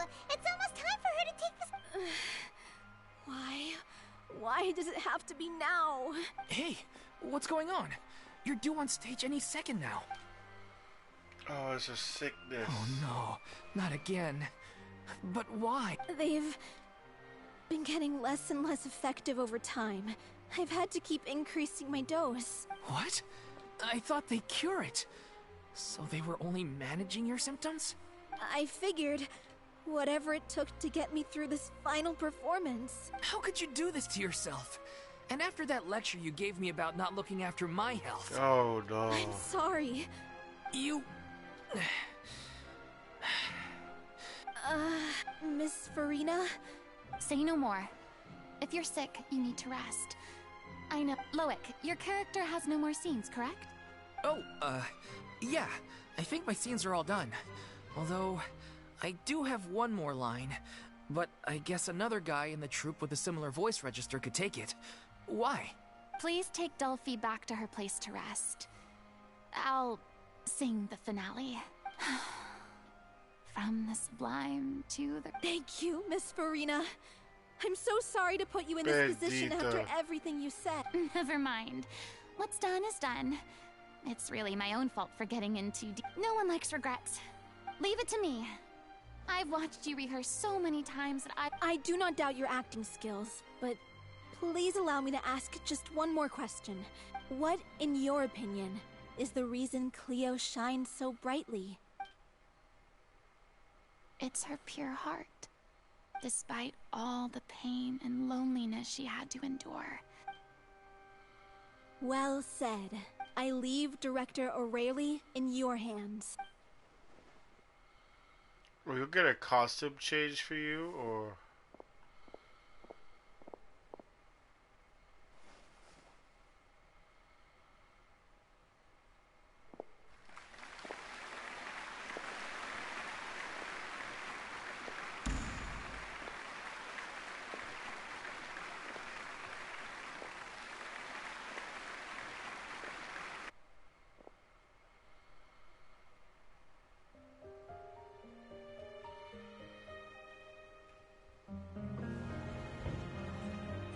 Yet? When does it get here? She's not coming! You're wrong. She's here.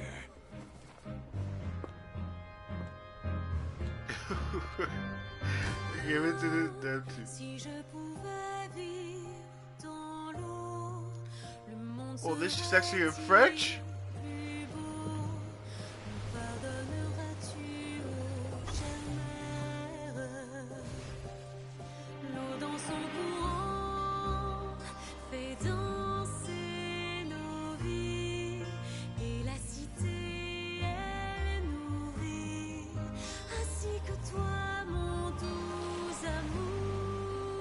Oh shit. But what about your wish? Oh, this is gonna make me cry again. Wish? Oh, these dev teams are so good with the musical pieces.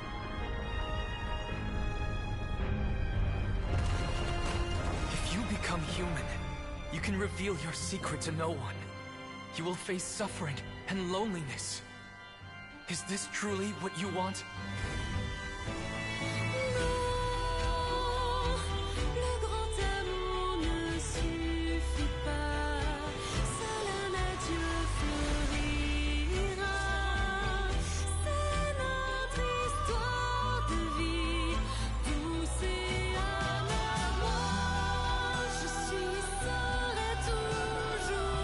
God damn.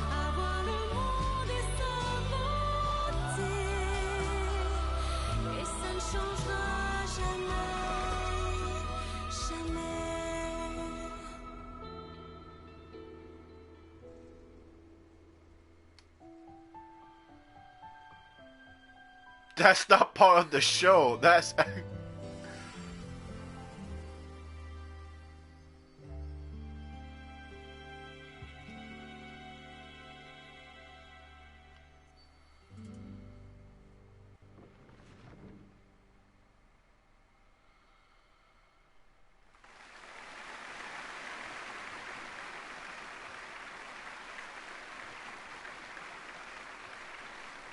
beautiful.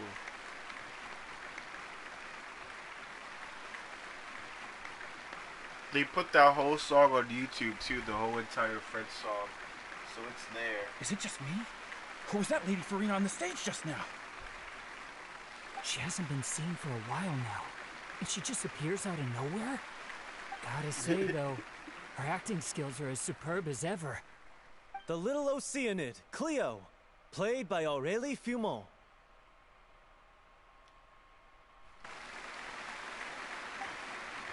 Wait, that's not her name. What's going on? I don't know. Maybe it's just a doppelganger. I've spent a lot of time out of the spotlight, and they didn't use my name during the curtain call either. Hopefully, not too many people recognized me. It's too bad that I had to break the one clear rule I'd managed to make for myself, even if I had no choice. Still, I have to admit that, despite everything, it felt good to be back on the stage again. Finally, we would like to give a special thanks to our artistic consultant and event coordinator, Miss Furina. Hey, that's not what we agreed on. Oh, so it was Furina after all. She's back. Honestly, what is he doing? You should have run that by me first. All right, calm down. Don't be mad. This was a group decision. We just didn't want your contributions to go unacknowledged. After all, it's been the rule in Fontaine since ancient times that everyone's work, visible or invisible, is equally deserving of recognition. Yes, I know the rule, but it should still be applied on a case-by-case basis. I wasn't ready for this yet. It's no big deal. What's the worst that could happen? Oh, yeah? Well, since you think it's so... This is a great chat and all, but can we talk about that crazy thing that happened during the show? It nearly gave Paimon a heart attack. Paimon flew over to where she was supposed to be and was about to drop the prop vision, and then suddenly, a real one popped out of thin air! Right, it's part of the story. It's part of the actual written story that the Oceanid did such a heroic act that Celestia. So it was part of the story that Cleo did such a heroic act that it caught the attention of Celestia, and Celestia was gonna give her the vision, but she still had to sacrifice herself. So now there's a vision with no owner, because the owner sacrificed herself to save that entire city. Oh, that... I've got no idea what happened there either. But hey, it worked pretty well, didn't it? I'll bet the audience has never seen such a realistic prop. Wait, what about Dolphy? I wonder how she's... Let's go check on her as soon as we finish clearing the stage. Yes. Plus, she'll definitely want to hear how... If nothing else, we can safely say that we accomplished what we set out to do. Why did Celestia give you a vision, though? You think Celestia would be pissed that the original Hydra Archon found a loophole to stop the prophecy in some form? But with fucking her, that's the thing. This lore states those who hold a vision have the chance of becoming gods. So Bennett. If Bennett could do a great heroic act again with his vision and gain complete favor of Celestia, when he dies, he can reincarnate as a new. He can reincarnate into the next Pyro Archon, or a completely different god in total. So Bennett, if he does something great, can become a god. Meaning Celestia realized the potential in Furina and now gave her the god gene. She can now become a god if she can do one more heroic act before she dies with her vision.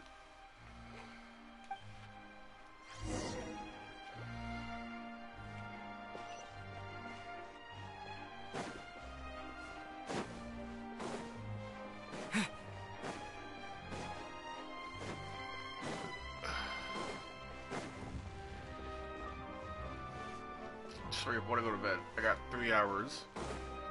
Guess I'm going to be at 9 a.m.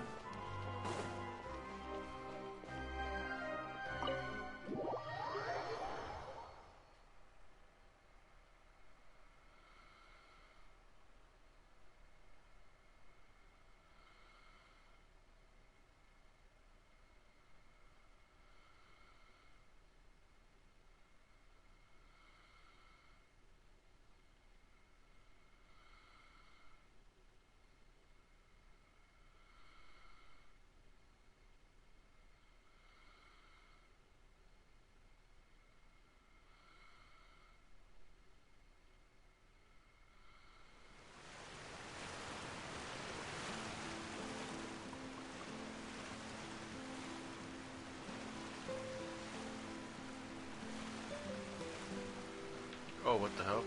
That was weird.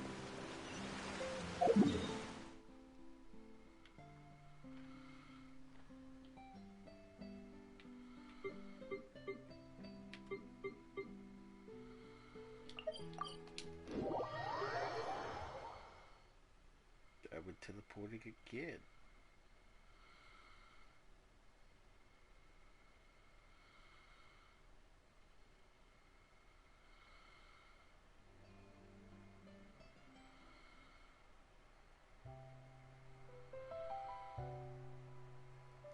Was that a quick teleport? It was, okay. So I was checking my phone. Checking the MTA apps. I got a lot of places to go this weekend. They just posted some shit about the G train. I gotta figure that out.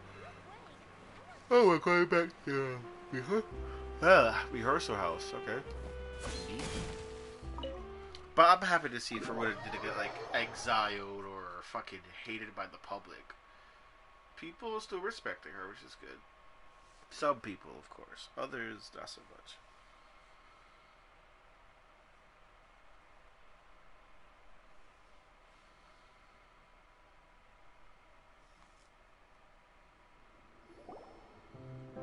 You're supposed to be getting one more Fontaine update.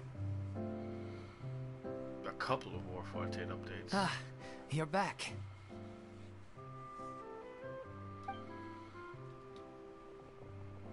She's doing okay. Her condition stabilized after taking some of her original medication. From experience, though, I'd say she still needs a few more days of rest. How did the performance go? Was it a success? Did the audience like it? You'll be glad to know it was fantastic! Also, you're not gonna believe what happened while Furina was on the stage. You'll probably be able to read all about it in the Steambird first thing tomorrow morning. That's wonderful. I'm so sorry I failed to see it through to the end. I guess I was wrong to try. No, don't worry about it. Like they told me after announcing my name during the curtain call, even though you couldn't see it through to the final scene, the audience was very impressed by your performance. Well, one way or another, we did it. I've had bad luck ever since I was born, so I never expect things to go smoothly in life. Bendito. I'm just happy to know that we went out on a high note. Blaming your bad luck again, are we? Maybe if you didn't push yourself past your limits so much, you're— Oh, don't you start. I don't have the— Aw, you two clearly care a lot about each other. Clearly. I don't know what you're talking about. You mean we never stop arguing with each other?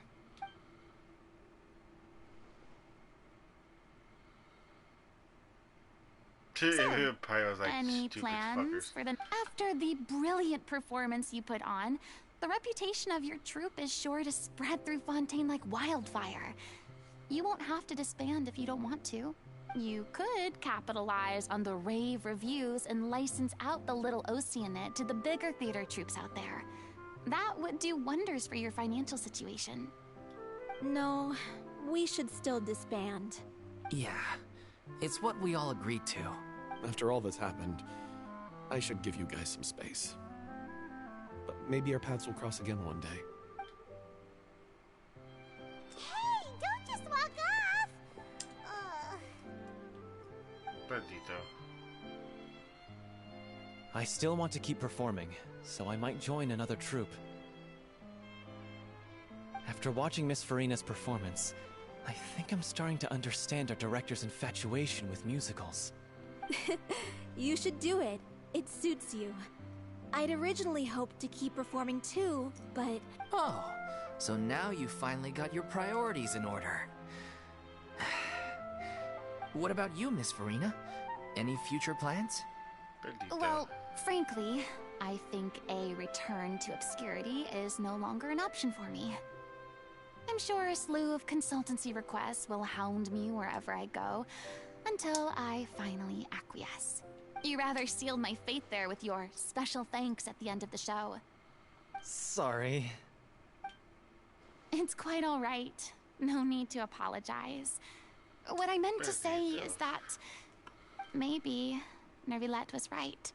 I still don't wish to pretend to be someone else, but I do have a desire to express myself.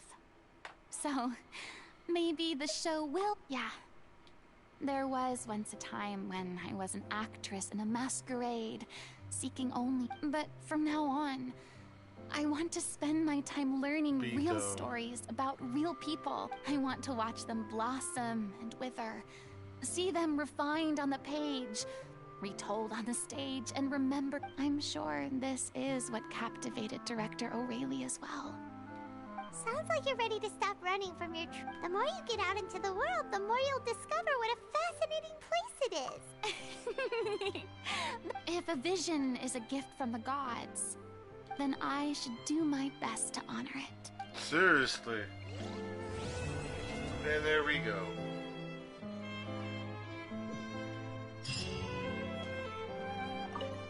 It's ironic to think that in my whole time as a god, I could only ever dream of receiving this kind of power. And now that the gods have given me their blessing, it actually feels more like I'm finally able to take my fate in my own hands. Yep. Is that how humans feel about it as well? Kinda, yeah.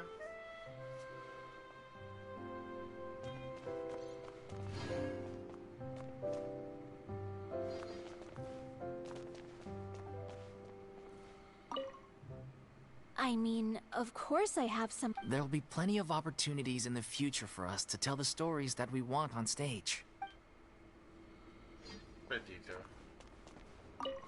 I'm just finishing packing up. As soon as I'm done, I've got an interview with the Steambird to get to. Thanks to all your help, the show was... But most of all, I want to thank you for... Bendito. This is gonna be great.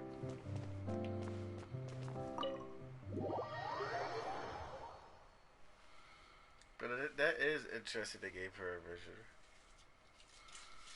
I know for Zogli and Venti, those visions are fake.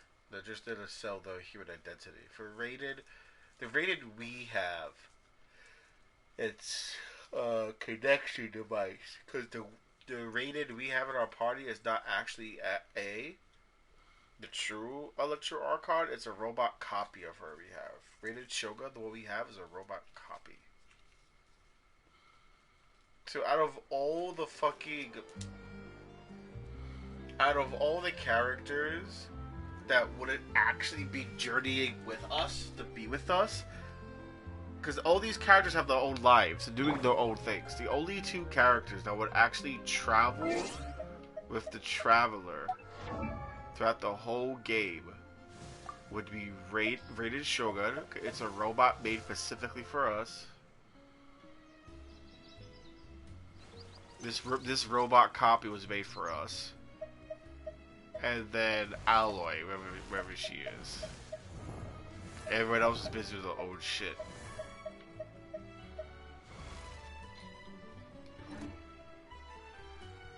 Hi. Just looking at me weird. Nope, that's it. Finally got done with those two stories. And we saw exactly just what happened to them. Pretty... Oh, let me head for the Steambird first for a little bit.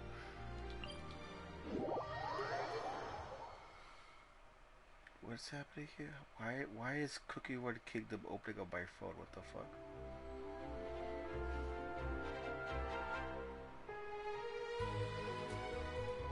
Don't know why that was happening.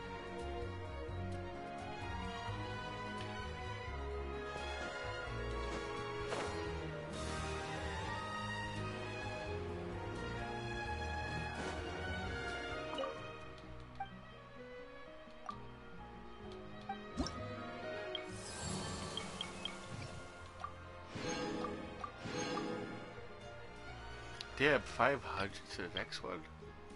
That's a lot.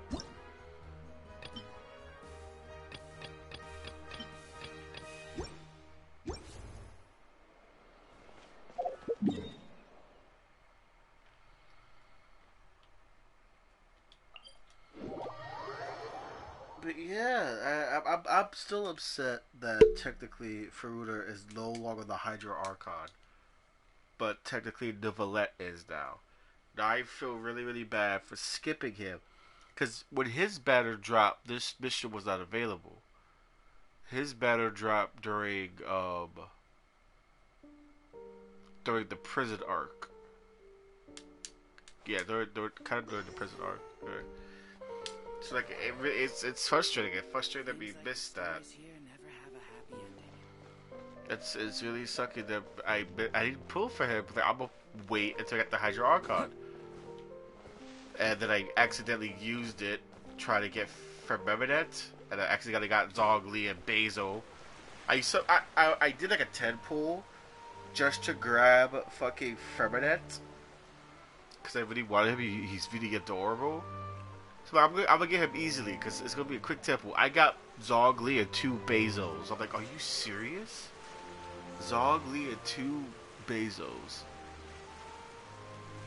pissed me off. So like I would save Primos now as best as I can for Furina. So I skipped Neuvillette. But now I regret that because Neuvillette is the Hydra Archon now and not Furina. Furina is a human bitch.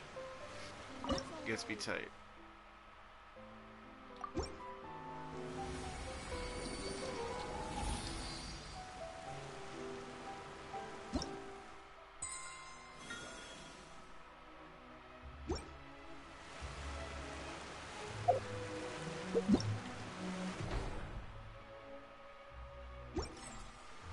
Right, thank you everyone who came by. Let's hope this will be on YouTube soon.